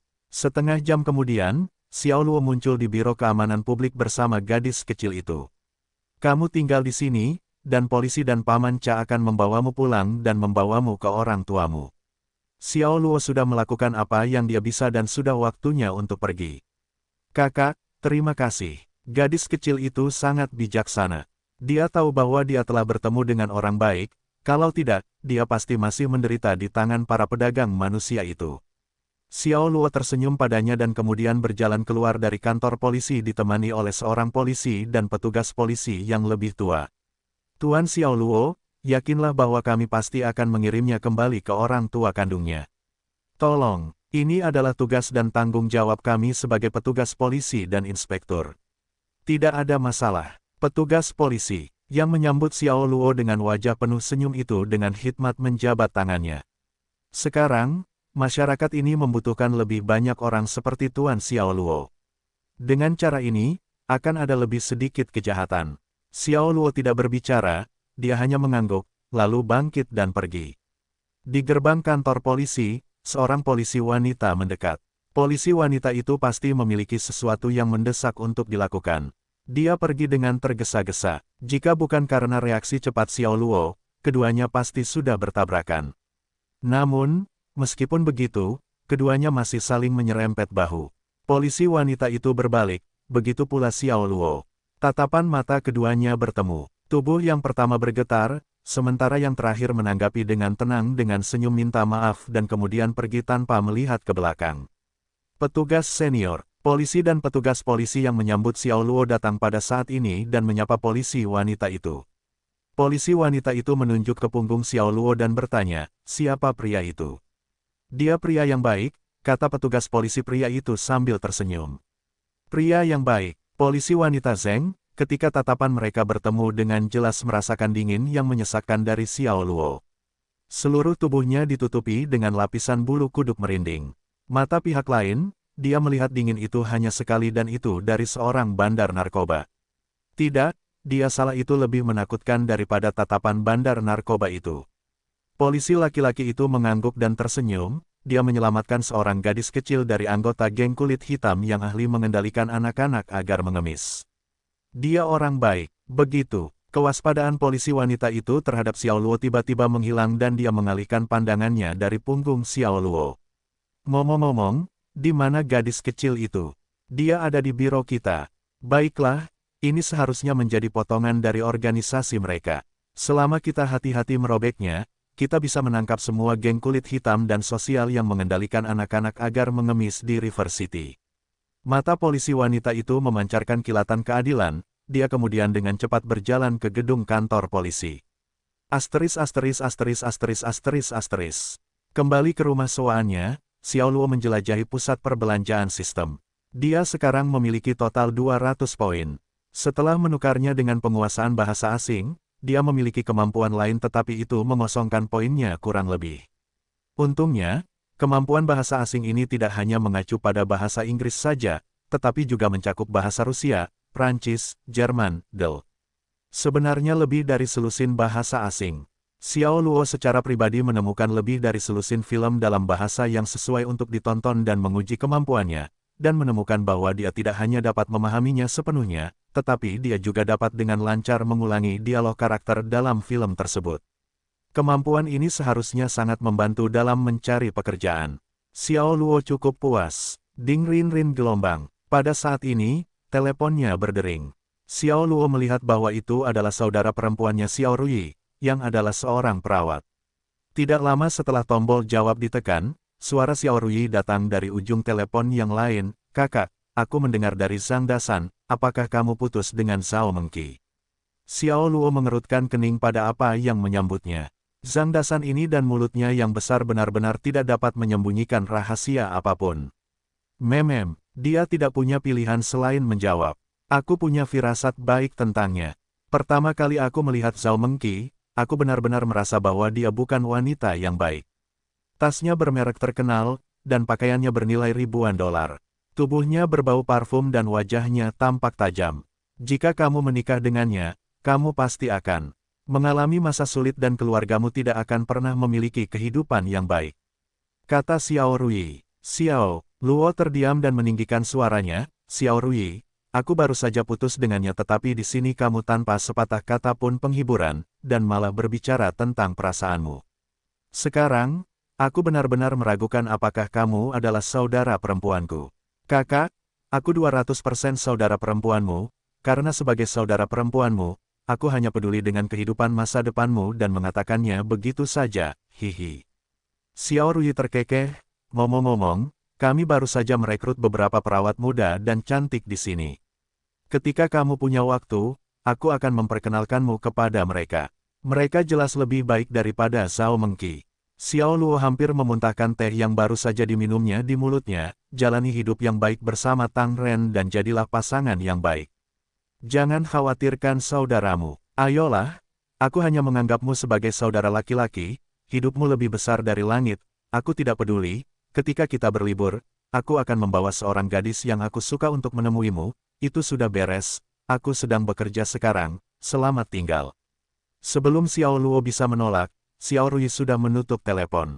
Ini, Xiao Luo melempar telepon ke samping, wajahnya penuh dengan ketidakberdayaan. Xiao Luo tidak memberitahu keluarganya tentang pengunduran dirinya dan kecelakaan itu. Sebagai seorang pria dan pria berusia 26 tahun saat itu, dia akan mencoba menyembunyikan apapun yang akan membuat keluarganya khawatir. Selain itu, dia masih memiliki lebih dari 30.000 simpanan, yang dapat bertahan lama bahkan jika dia belum memiliki sumber pendapatan. Belum lagi dia sekarang terintegrasi dengan sistem jenius tak tertandingi, dia dapat menyelesaikan pekerjaan dalam hitungan menit tanpa khawatir. Dia meregangkan tubuhnya dan menguap. Dia telah bekerja di Huahai Group selama 3 tahun. Dalam 3 tahun ini, dia harus mengambil shift setiap bulan, shift siang dan shift malam. Ada juga berbagai jenis kerja lembur. Waktu kerja dan istirahatnya sangat tidak teratur. Selain itu, dia mengalami kecelakaan kemarin. Meskipun dia diselamatkan oleh sistem, dia tampaknya tidak sepenuhnya bugar dan lincah. Saat itu, dia sedikit lelah dan mengantuk. Ketika dia jatuh di tempat tidur, dia langsung mengantuk, lalu dia tidur dengan kepala tertutup. Dia tidur nyenyak dan tanpa beban, yang merupakan kualitas tidur terbaik yang pernah dia alami selama 3 tahun terakhir.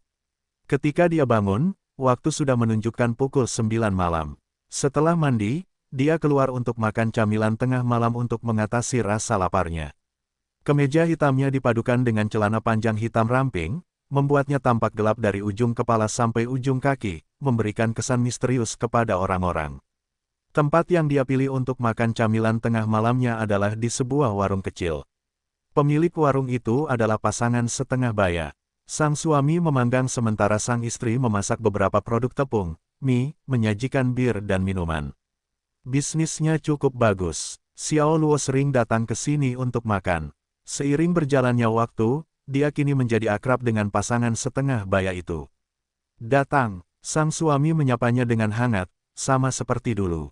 Ya, silakan. Xiao Luo mengangguk dan mencari meja untuk duduk. Pada saat ini, Zhang Dasan menelepon. Xiao Luo benar-benar ingin memarahinya.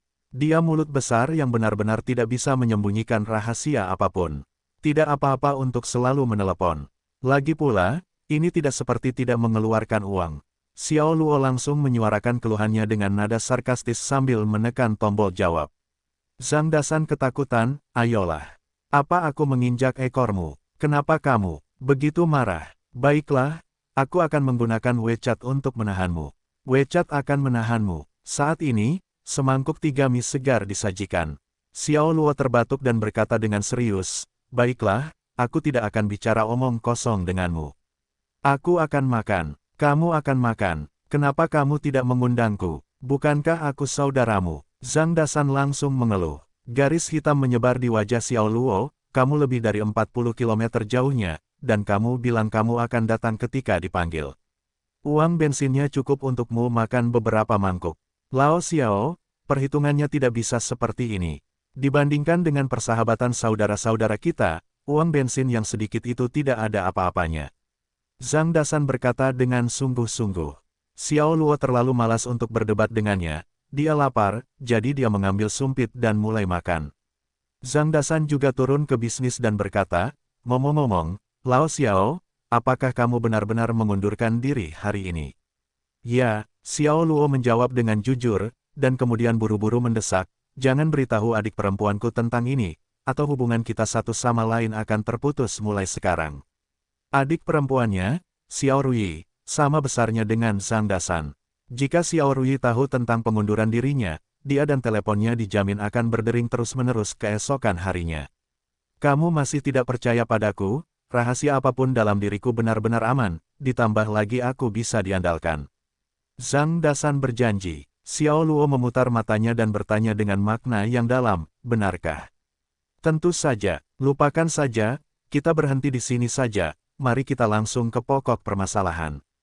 Hari ini saya bertanya kepada rekan-rekan di Departemen Personalia. Bang, kami sedang merekrut orang. Apakah kalian ingin datang dan mencoba melamar?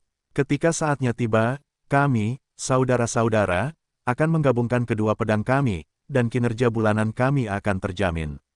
Zhang Dasan berkata dengan tegas. Tidak, saya tidak terlalu tertarik dengan perbankan. Xiao Luo menolak. Xiao tua, kamu meremehkan koperasi kredit pedesaan kami, kan? Lamar saja di sini. Bagaimana menurutmu? Daging nyamuk tetaplah daging, tidak peduli seberapa kecilnya. Koperasi kredit kami memiliki lembaga resmi. Bahkan jika kami diberhentikan saat kami tua, kami akan tetap dibayar setiap bulan. Bukan itu yang saya maksud. Bagaimanapun, saya akan mencari pekerjaan sendiri, kata Xiao Luo. Zhang Dasan tahu bahwa itu tidak bisa dipaksakan, dan nadanya melambat. Baiklah, telepon saya setelah kamu memikirkannya. Bahkan jika kamu menjual kentut dan saham, saya akan menemukan cara untuk memasukkanmu. Xiao Luo merasa hangat di hatinya dan tahu bahwa Zhang Dasan tulus dalam minatnya. Terima kasih, Dasan. Tidak masalah, bukankah kamu saudaraku? Mari kita lakukan ini dulu. Kamu terus makan. Seorang klien wanita memintaku untuk menemuinya di rumahnya. Sepertinya dia harus mengorbankan tubuhnya untukku lagi malam ini. Aku katakan padamu, dia masih seorang wanita muda yang lembut. Bersikaplah moderat. Xiao Luo tak berdaya menggelengkan kepalanya. Oh, ayolah. Wanita itu memintaku untuk membawa sekotak Red Bull bersamaku ketika aku pergi ke rumahnya. Kakak tertua, aku tidak ingin menjadi temperamental, tetapi kamu dapat melihat situasi ini dengan jelas tidak mengizinkanku. Mengapa aku merasa bahwa kamu memamerkanku? Kamu sudah menemukannya. Oke, aku akan menutup telepon sekarang. Pelanggan wanita itu menelepon. Sampai jumpa nanti. Zhang Dasan menutup telepon. Xiao Luo memasukkan kembali ponselnya ke sakunya dan terus memakan 3 mangkuk kebaikannya yang segar. Di sudut, dia melihat sekilas, tidak jauh darinya duduk seorang pria parubaya berjas dan berdasi. Pria parubaya itu berwibawa, tubuhnya beraroma superior, wajahnya serius, dia juga mengenakan kacamata hitam pengawal di malam hari. Jelas, dia adalah pria berstatus tinggi. Xiao Luo merasa sungguh luar biasa bahwa orang berstatus seperti itu mau makan di warung seperti itu, dan sepertinya dia merasa familiar dengan wajah itu, seolah-olah dia pernah melihatnya di suatu tempat. Namun, pada saat ini, terjadi keributan di jalan. Puluhan orang berkumpul di sekitar warung. Mereka semua ganas, seperti binatang buas yang keluar dari gunung. Mereka semua memegang parang mengilap dan pipa baja di tangan mereka. Dipimpin oleh seorang pria botak berpunggung harimau, berpinggang beruang, tanpa alis dan bercorak macan tutul di tubuhnya, dengan mata yang garang dan wajah penuh kesombongan. Kakak tertua, itu dialah yang menyelamatkan jalan kecil itu. Seorang pria berwajah penuh berdiri dan menunjuk Xiao Luo yang sedang makan mie, dialah orang yang mengendalikan gadis kecil itu untuk mengemis di siang hari. Pria botak itu melirik Xiao Luo dengan kejam, lalu menatap pengunjung kios lainnya dan berteriak dingin, semua orang kecuali anak ini, keluar dari sini. Sederet orang yang baru saja makan camilan di depan kios segera meninggalkan tempat berbahaya itu. Kakak tertua, bisakah kita bicarakan ini? Mari kita bahas ini, tolong jangan mengusir pelangganku. Penjual itu bergegas maju, mengeluarkan 200 atau 300 yuan dan memasukkannya ke saku pria botak itu. Daerah ini hanya sebagian dari kota sungai, dan juga merupakan daerah terpencil yang jauh dari pusat kota.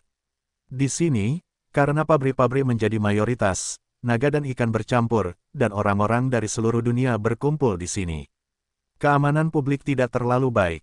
Gangster dan holigan sering membuat masalah. Dia pikir kali ini pria botak itu datang untuk menarik biaya perlindungan.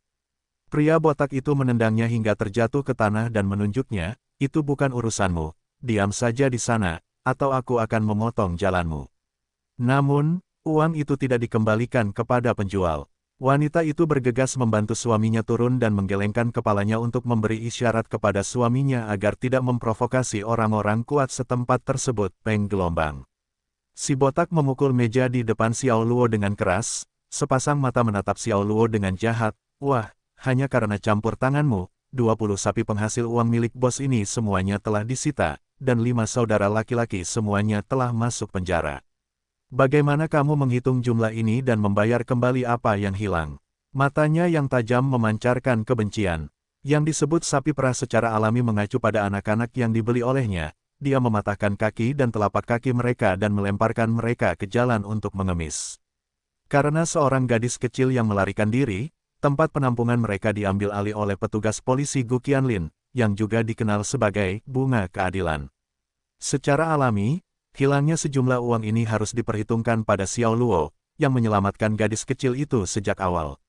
Xiao Luo mengangkat kepalanya dan melirik si botak dengan acuh tak acuh, apa yang bisa aku lakukan untukmu? Kita akan melakukannya, setelah aku selesai menghabiskan semangkuk mie ini, jadi silakan pergi lebih jauh untuk saat ini, karena melihat wajahmu, aku tidak punya nafsu makan. Selesai mengatakan itu, dia melanjutkan makan mie-nya. Ketika ini dikatakan, suasana di seluruh tempat menjadi aneh. Puluhan pria semua membeku di tempat, mereka tidak percaya orang ini di depan mereka masih bisa sangat tenang menghadapi situasi ini, apakah dia tidak keberatan sama sekali. Pria parubaya berjas dan dasi di kejauhan juga terkejut. Kemudian dia tersenyum lega, dia rendah hati, tenang, dan memiliki keterampilan nyata atau menunjuk ke kepalanya, entah dia punya masalah di sini. Bos, demi keselamatanmu, ayo pergi dari sini. Di sisi kiri pengawal itu menyarankan. Pria parubaya itu memberi isyarat dengan tangannya, tidak, target mereka adalah pemuda itu, dan mereka tidak akan mengganggu tulang-tulang tuaku. Dia dengan riang menatap Xiao Luo, yang sedang makan mie, dan tiba-tiba teringat hari ketika dia pertama kali datang bekerja di River City. Saat itu, dia masih sangat muda dan sering datang ke warung pinggir jalan untuk makan ketika dia lapar. Dahulu kala, dia ditentang dengan jahat oleh puluhan penagih utang dengan parang di tangan. Di dalam hatinya, ada rasa resonansi, sementara jari-jarinya mengetuk desktop secara berirama, akan sangat disayangkan jika saya masih muda, bersemangat dan kreatif, dan jatuh seperti ini. Sambil menoleh, dia memberitahu pengawal di sebelah kanan, Leng Yu, bantu anak muda ini, tergantung situasinya. Baik, bos, pengawal itu menjawab dengan hormat. Pada titik ini, pria botak itu telah kembali ke dirinya sendiri, segera dia menjadi marah. Ibumu, meja di depan Xiao Luo terlempar, 3 mie segar yang tersisa berserakan di seluruh lantai, dan mangkuk-mangkuk hancur berkeping-keping. Pria botak itu menginjak 3 mie segar di tanah. Dia menginjak-injaknya hingga kotor dan menggeram dengan getir, makan, terus makan, tidak mau makan mie. Ayo, berlutut dan ambil ini dan telan semua mie seperti kotoran busuk ini di tanah. Jangan buang supnya, jilat sampai bersih, atau aku akan memotong lidahmu. Dia mendorong bahu Xiao Luo dengan keras. Apa yang masih kamu lakukan? Menunggu seseorang datang dan membantumu. Xiao Luo menatap 3 mie segarnya yang berserakan di lantai. Ekspresi wajahnya perlahan menjadi dingin. Dia membuang sumpitnya dan berdiri perlahan. Matanya setajam harimau, seperti macan tutul. Dia menatap dingin ke arah pria botak itu. Desis gelombang. Pada saat ini, semua orang tidak bisa menahan napas, dan tubuh mereka tidak bisa menahan diri untuk tidak dipukul dengan dingin yang ganas. Mereka tiba-tiba memiliki ilusi bahwa apa yang mereka lihat berdiri adalah seorang tukang daging kejam yang tangannya berlumuran darah yang tak terhitung jumlahnya dan bukan orang biasa yang ingin makan mie. Pria berkepala botak itu juga sedikit terkejut, tepat saat dia hendak mengucapkan lebih banyak kata, sebuah tangan besar diam-diam, tetapi dengan cepat menyerbu ke arahnya dengan kecepatan kilat, 5 jari terbuka, seperti ular piton pemangsa yang membuka mulutnya. Itu mencengkeram lehernya dan mengangkatnya. Kekuatan cengkeraman itu meremas trakea dan kerongkongannya dengan erat. Rasa sakit yang membakar dan mencekik membuncah di otaknya. Dia tidak bisa menahan diri untuk tidak mengeluarkan suara serak dan teredam. Tangannya memukul-mukul lengan besi ini, mencoba membuat pihak lain melepaskannya. Namun, tidak peduli seberapa keras dia mencoba, tangan itu tetap diam, seperti penjepit yang menjepit lehernya. Aku mengatakannya, bukan, ketika aku selesai memakan semangkuk miku, kita bisa berdiskusi, tetapi mengapa kamu tidak mendengarkan? Alis Xiao Luo berkerut dalam. Sementara itu, puluhan anak buah si botak tercengang, bagaimana mungkin mereka bisa menduga kejadian seperti itu akan terjadi. Kekuatan Xiao Luo benar-benar mengejutkan pikiran mereka. Satu tangannya saja sudah cukup untuk mengangkat bos mereka. Lagi pula bos mereka bukanlah bos tanpa alasan. Apakah dia manusia? Pria parubaya di kejauhan itu membuka mulutnya sedikit dan matanya dipenuhi rasa terkejut. Kedua pengawal di sampingnya bahkan terkejut. Sulit dipercaya bahwa seorang pria yang tampak seperti seseorang yang bahkan tidak bisa mengangkat seorang remaja pria dapat mengangkat seorang pria besar seberat 150 kg dengan satu tangan. Bahkan, mereka tidak dapat melakukannya. Pria berwajah penuh itu tidak dapat menahan rasa panik. Pergi bersama, selamatkan kakak tertua. Dia berteriak keras sambil mundur. Puluhan orang itu segera bereaksi, memegang parang dan tongkat di tangan mereka, seperti gelombang pasang mereka menerkam Xiao Luo. Xiao Luo mencibir, kau ingin dia kembali. Sini, aku akan mengembalikannya padamu. Seperti melempar bola tolak, si botak di tangannya terlempar ke arah kerumunan yang berdesakan. Si botak terbang terbalik dengan kecepatan yang sangat cepat, dia seperti peluru, mengenai anak buahnya sendiri. Wajahnya sedikit berubah, mereka yang bergegas di depan, sekitar 5 atau 6 orang sibuk mengulurkan tangan untuk menangkap bos mereka. Mereka pikir mereka bersama-sama sudah cukup untuk menghadapi bos, tetapi bahkan sebelum mereka bisa mengangkat tangan, tubuh si botak sudah menghantam mereka dengan keras. Puff, gelombang, mulut menyemprotkan darah, beberapa orang seperti pin saat bertabrakan dengan bola bowling, terbang, sampai satu persatu jatuh ke tanah sambil mengerang kesakitan. Wabah yang kuat, terlalu mengejutkan. Puluhan orang besar, tiba-tiba menghentikan semua tindakan mereka. Mereka tidak berani bergerak, hanya mata mereka yang terbuka lebar, mereka ngeri pada Xiao Luo. Tepat ketika mereka tumpul, mata Xiao Luo dipenuhi dengan cahaya dingin, tanpa ragu-ragu dia melemparkan 2 pukulan. Peng-peng gelombang, 2 orang besar terdekat terlempar seperti tertabrak mobil yang melaju kencang, disertai teriakan mereka yang melengking. Tubuh mereka terlempar ke belakang tak terkendali dan menjatuhkan beberapa rekan mereka berturut-turut sebelum berhenti. Mereka mencoba memanjat, tetapi merasakan sakit di tulang dada mereka. Ada 2 orang yang berhasil memanjat tetapi setelah memuntahkan 1 suap darah, mereka pingsan. Pupil mata pria parubaya itu mengecil, wajahnya hampir tidak bisa menyembunyikan keterkejutannya. Dia tidak pernah mengira keterampilan Xiao Luo akan begitu mendominasi, terlalu kuat. Kedua pengawalnya juga tercengang. Keterampilan dan kekuatan seperti itu terlalu mengejutkan.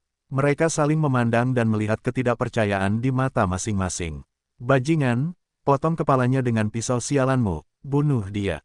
Pria berkepala botak itu terluka parah, tetapi dia tidak pingsan, dia mencengkeram rasa sakit yang tumpul di dadanya, saat dia berteriak histeris. Dia telah lama mendengar dari pria berwajah penuh itu bahwa pihak lain memiliki keterampilan yang luar biasa, tetapi dia tidak menyangka dia begitu kuat.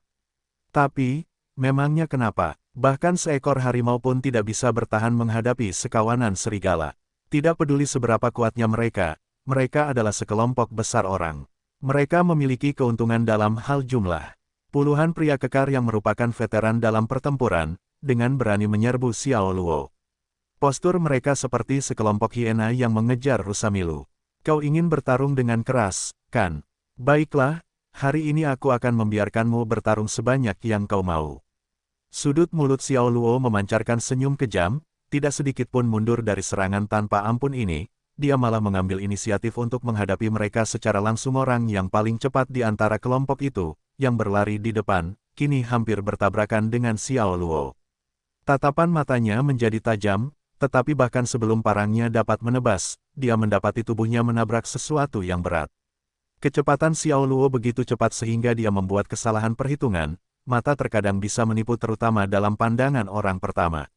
Ah gelombang, berteriak, tubuhnya retak di sekujur tubuh, ketika dia dipukul oleh Xiao Luo, dia yang merupakan pria yang relatif kuat masih tidak dapat membalas sama sekali. Terbentur, di tanah, dia terseret keluar sejauh 4 atau 5 meter di tanah, menelusuri tabrakannya di tanah, sebelum dia berhenti. Proses ini menjatuhkan dan menjegal beberapa pria. Xiao Luo dengan senyum mengejek di wajahnya, matanya berkilauan dengan cahaya dingin, dia melakukan pegangan terbalik dengan tangan kanan. Dia menangkap seorang pria dan menendang kaki kirinya, lalu memukul lututnya dengan keras, krak. Setelah suara tumpul itu, kaki kiri pria itu langsung tertekuk ke belakang membentuk huruf V, bersamaan dengan itu terdengar teriakan dari mulut pria itu.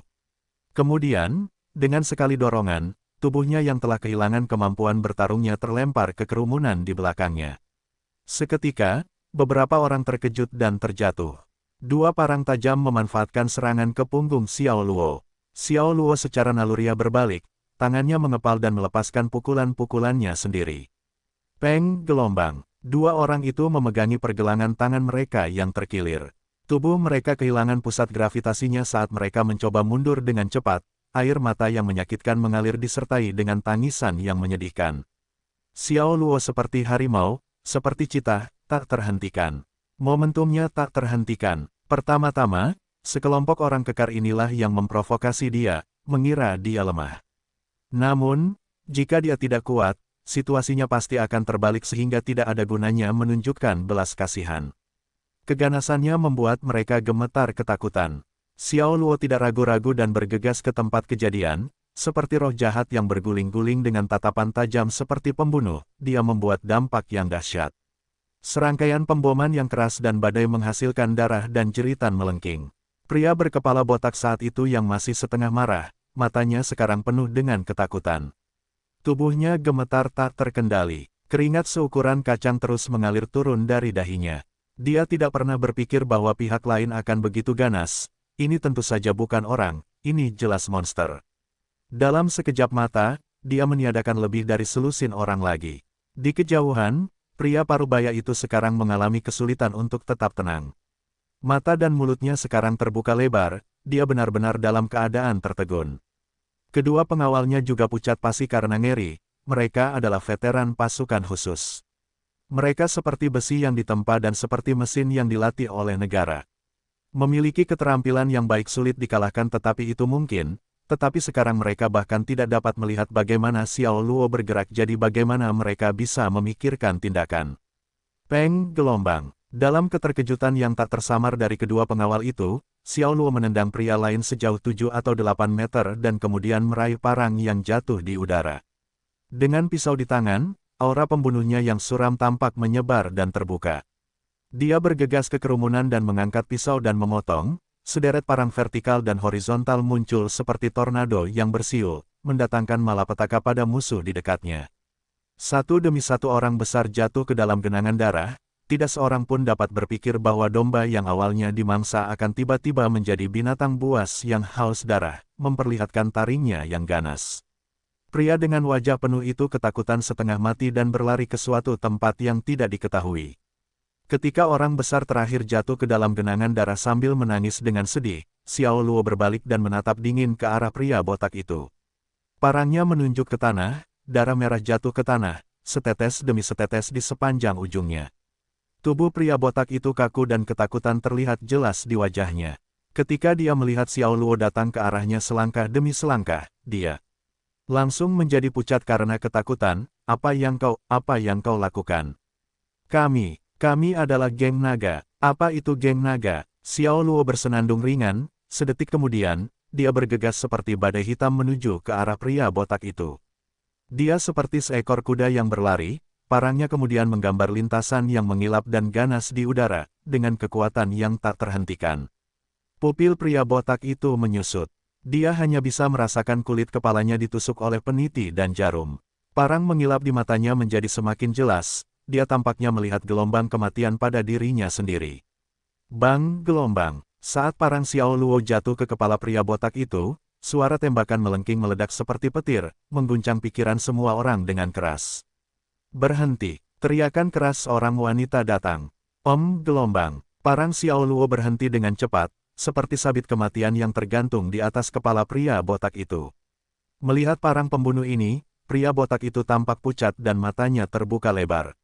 Bau busuk dan menyengat naik dari selangkangannya, dia kehilangan dirinya sendiri saat dia buang air besar dan buang air kecil tanpa sadar. Lalu dia pingsan. Xiao Luo memutar kepalanya dan melihat. 5 atau 6 mobil polisi terjebak di kedua sisi jalan, 2 lampu berkedip di atas mobil anti ledakan di dalam blokade polisi. Ada lebih dari 20 polisi anti huru-hara yang lengkap, memeriksa penampilan mereka yang perkasa, mereka memegang perisai ditambah ada Interpol bersenjata juga hadir, memegang pistol, moncong mereka semua diarahkan padanya. Kalian punya waktu 5 detik untuk meletakkan pisau. Seorang polisi wanita meletakkan senjatanya dan mengambil megafon dari seorang polisi di dekatnya. Dia menghitung detik-detik propaganda Xiao Luo yang tanpa ekspresi. 5, 4, 3. Penampilan yang segar dan cantik, dengan sosok yang bersemangat, rambut pendek yang rapi, sanggul di telinga, dan mata yang elegan semurni air. Seragam polisi hitamnya tidak cukup untuk menutupi sosoknya yang lentur dan anggun. Xiao Luo ingat dengan sangat jelas, polisi wanita ini adalah wanita yang sama yang pernah ditemuinya di kantor polisi pada siang hari. Meskipun kekuatan pribadinya telah menjadi lebih kuat, dia tidak menentang polisi dengan sia-sia. Ketika polisi wanita itu menghitung sampai 2, dia melemparkan parangnya ke tanah. Segera 2 polisi khusus bergegas. Satu mengambil kiri dan satu di kanan untuk mengendalikan Xiao Luo. Melihat orang-orang yang mengerang kesakitan di seluruh tanah, alis Gu Qianlin menegang. Dia membenci kejahatan dan merasa benci terhadapnya. Kerumunan orang yang memegang pisau di jalan-jalan berbahaya, mengabaikan hukum nasional dan keselamatan hidup orang-orang, menyebabkan pengaruh yang sangat buruk pada masyarakat. Sungguh sekelompok bajingan, bawa mereka semua kembali padaku. Baik, Nyonya, seorang petugas polisi menjawab. Xiao Luo tidak ingin menjelaskan apapun saat ini, karena dia tahu bahwa mereka tidak akan mendengarkan kata-katanya. Jawabannya hanya akan bermakna, hanya jika dia dibawa kembali ke biro dan diinterogasi oleh mereka. Berbicara di sini akan menjadi omong kosong. Pria parubaya berjas dan berdasi itu bangkit hanya setelah Xiao Luo dan pria botak itu dibawa pergi oleh polisi. Periksa informasi tentang pemuda itu dan atur pengacara. Saya menginginkan pemuda itu. Baik, bos. Para pengawal itu menjawab dengan hormat. Keesokan harinya, di ruang interogasi polisi. Nama, Xiao Luo, usia, 26. Mengapa Anda menikam orang dengan pisau di depan umum? Pembelaan diri. Xiao Luo diborgol, duduk di kursi interogasi. Gu Qianlin memintanya untuk menjawab. Pembelaan diri. Gu Qianlin bersenandung dingin, dia melemparkan laporan rumah sakit di atas meja. 20 luka ringan, 8 luka serius, sekarang semuanya terbaring di ranjang perawatan intensif rumah sakit. Sekarang Anda katakan kepada saya apakah ini pembelaan yang dapat dibenarkan. Petugas, ada sistem pemantauan Skynet yang dipantau oleh polisi Anda di jalan itu. Bawalah dan lihat apakah apa yang saya katakan benar. Xiao Luo berkata dengan acuh tak acuh. Saya tidak membutuhkan Anda untuk mengajari saya apa yang harus dilakukan, tetapi dengan menyesal saya katakan bahwa tidak ada kamera pengintai di tempat Anda melukai orang-orang itu dengan pisau Anda. Tangan Gu Qianlin meraih desktop meja interogasi, menatap lurus ke arah Xiao Luo. Xiao Luo mengangkat alisnya, selalu ada saksi bahkan tanpa pengawasan. Pemilik kios dapat membuktikan bahwa aku dipaksa untuk membela diri. Gu Qianlin menatap Xiao Luo dari atas ke bawah. Saat ini, dia juga menyadari bahwa orang ini adalah orang yang menyelamatkan gadis kecil itu tadi siang. Dia berpapasan dengan gadis kecil itu di gerbang kantor polisi. Berkat gadis kecil yang diselamatkannya, dia berhasil menghancurkan geng kriminal kejam yang memaksa anak-anak mengemis hari ini. Dia juga menyelamatkan 20 anak miskin yang diganggu dan dikendalikan oleh mereka. Melihat hal ini, tatapannya berubah lebih lembut ke arah Xiao Luo. Nyonya, pintu ruang interogasi terbuka. Seorang polisi dan detektif masuk. Mereka tampaknya melaporkan sesuatu. Gu Qianlin memerintahkan 2 petugas polisi lainnya untuk terus menginterogasi Xiao Luo. Dia kemudian berbalik dan keluar. Gu Qianlin, identitas orang-orang itu telah diselidiki dengan jelas. Pria botak itu bernama Li Dawei dan nama panggilannya si botak. Ada lebih dari 20 orang di bawah komandonya. Setelah diselidiki, mereka bersama dengan 5 orang yang kami tangkap sore ini. Polisi pria itu melaporkan. Gu Qianlin sedikit tertegun, lalu tiba-tiba dia merasa tercerahkan. Jadi, insiden ini adalah hasil dari kelompok Li Dawei yang mencari Xiao Luo untuk membalas dendam. Seharusnya seperti ini. Aku juga memeriksa dengan pemilik kios. Mereka mengatakan bahwa Xiao Luo hanya duduk di sana memakan mie-nya. Ketika tiba-tiba, kelompok Li Dawei datang untuk mencari masalah dengan pisau dan pipa baja. Li Dawei juga mengangkat meja Xiao Luo sebelum akhirnya konflik itu pecah. Mata, Gu Qianlin berbalik dan bertanya, apakah kamu sudah memeriksa resume Xiao Luo? Sudah diperiksa, dia orang dari Provinsi Barat, dia lahir di keluarga petani biasa, dia lulus dari Universitas Penerbangan Provinsi Barat 3 tahun lalu, dia telah bekerja di grup Huawei setelah lulus, orang tuanya adalah petani sejati, dia juga memiliki seorang saudara perempuan, bekerja sebagai perawat di sebuah rumah sakit di kota River dan dia memiliki keluarga, dia. Gu Qianlin melambaikan tangan dan menyela, Wang, apakah menurutmu ada yang salah dengan resume ini? Petugas polisi Wang tertegun. Dia tidak mengerti mengapa Gu Qianlin menanyakan pertanyaan ini. Kemudian dia menggelengkan kepalanya dan berkata, ini resume yang sangat biasa. Tidak ada masalah. Resumenya bagus, tetapi Xiao Luo sendiri adalah masalah besarnya. Gu Qianlin sedikit mengernyit dan berkata dengan sungguh-sungguh, dia menangani 28 gangster yang bersenjatakan pisau dan pentungan sendirian. Dia tidak hanya tidak menderita luka apapun, dia juga menyebabkan 20 luka ringan dan 8 luka serius. Bahkan para elit di polisi khusus di biro kami akan malu dengan keterampilan seperti itu. Mendengar ini, petugas polisi Wang menyadari masalahnya. Seketika dia mengerutkan kening, dia menggaruk bagian belakang kepalanya, dan merasa heran sekaligus bingung, ya, jika menurut resume, maka Xiao Luo adalah orang biasa, bagaimana mungkin orang biasa memiliki keterampilan yang tidak biasa seperti itu. Jadi, Xiao Luo adalah masalahnya, Gu Qianlin menegaskan. Tetapi itu tidak benar. Resume dengan jelas menyatakan bahwa dia tidak menerima pelatihan khusus atau bergabung dengan organisasi manapun. Kakaknya Xiao Rui, yang bekerja di Rumah Sakit Rakyat Distrik Guangming, juga telah mengonfirmasi bahwa catatan pada resume itu tidak salah. Mungkinkah dia menerima nasihat dari seorang ahli sejak usia dini? Benar. Bagaimana? Gu Qianlin juga cukup bingung dengan hal ini. Bagaimana mungkin orang biasa tiba-tiba menjadi manusia super dengan keterampilan yang mengerikan? Petugas polisi Xiao Wang menjelaskan lebih lanjut, maksudku, mungkin ada seorang guru yang kebetulan pensiun di desa pegunungan mereka dan, melihat tulang-tulangnya yang luar biasa ketika dia masih kecil, memberikan semua keterampilannya kepadanya. Bagaimanapun, tidak mungkin untuk memasukkan hal seperti itu dalam resume Anda. Petik 2. Kamu pikir ini film? Gu Qianlin menatapnya dengan wajah pucat. Petugas polisi Wang juga tersenyum malu. Dia memang menonton film yang mirip, itulah sebabnya dia membuat tebakan seperti itu. Tepat saat itu, seorang petugas polisi muda dengan wajah pucat berlari menghampiri dan memberi Gu Qianlin sebuah peringatan. Petugas Gu Qianlin, pengacara G dari firma hukum Jiang Cheng akan membebaskan seorang pria bernama Xiao Luo. Pengacara G dari firma hukum Jiang Cheng. Ge Zongtian. Gu Qianlin dan petugas polisi Wang menjadi sedikit pucat. Ge Zongtian, tapi, dia adalah salah satu pengacara terbaik Jiang, tidak punya identitas, bahkan orang kaya pun kesulitan menyenangkannya. Xiao Luo ini, tepatnya, siapa orang ini? Bagaimana dia bisa membiarkan Ge Zongtian berkenan membebaskannya? Gu Qianlin berencana untuk menyelidiki Xiao Luo secara mendalam setelah ini, tetapi sekarang tampaknya tidak mungkin dia akan terus melakukannya. Ding, selamat kepada tuan rumah karena memenangkan 10 poin. Ding, selamat kepada tuan rumah karena mendapatkan 20 poin. Di ruang interogasi, pikiran Xiao Luo terngiang dengan perintah sistem. Faktanya, ketika dia mulai berkelahi dengan Li Dawei dan anak buahnya, sistem terus-menerus mengingatkannya tentang poinnya.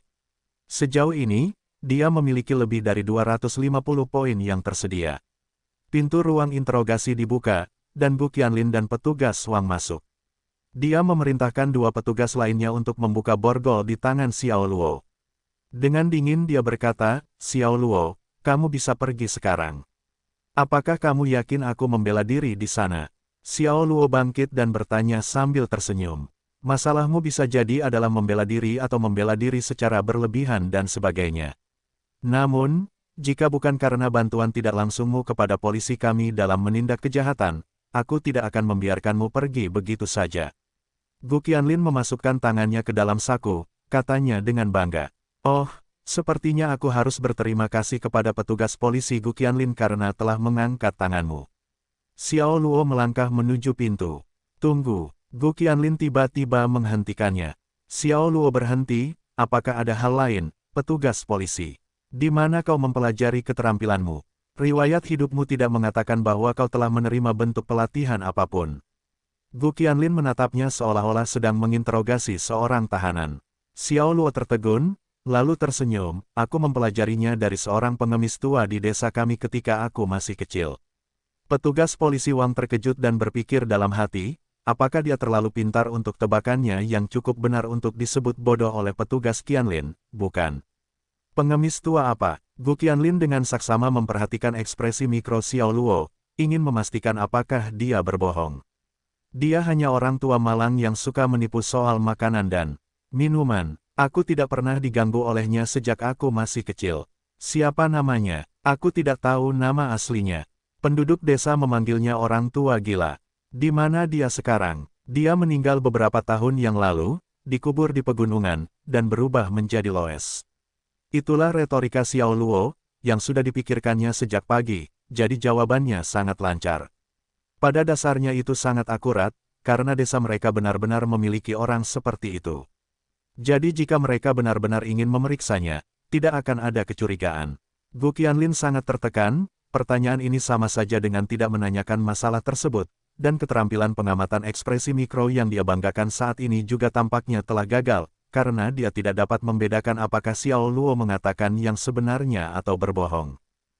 Di gerbang kantor polisi, Ge Zongtian yang berambut abu-abu, mengenakan kacamata berbingkai emas.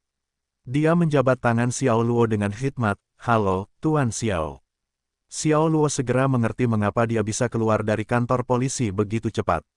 "Apakah Anda membebaskan saya?" Ge Zongtian mengangguk, "Perintah Chu Xian adalah membebaskan Anda." "Siapa Tuan Chu?" Xiao Luo mengerutkan kening. Dia tidak ingat pernah mengenal seorang pria bernama Chu. "Chu Yunxiong, bos paviliun Chongshan," kata Ge Zongtian sambil tersenyum.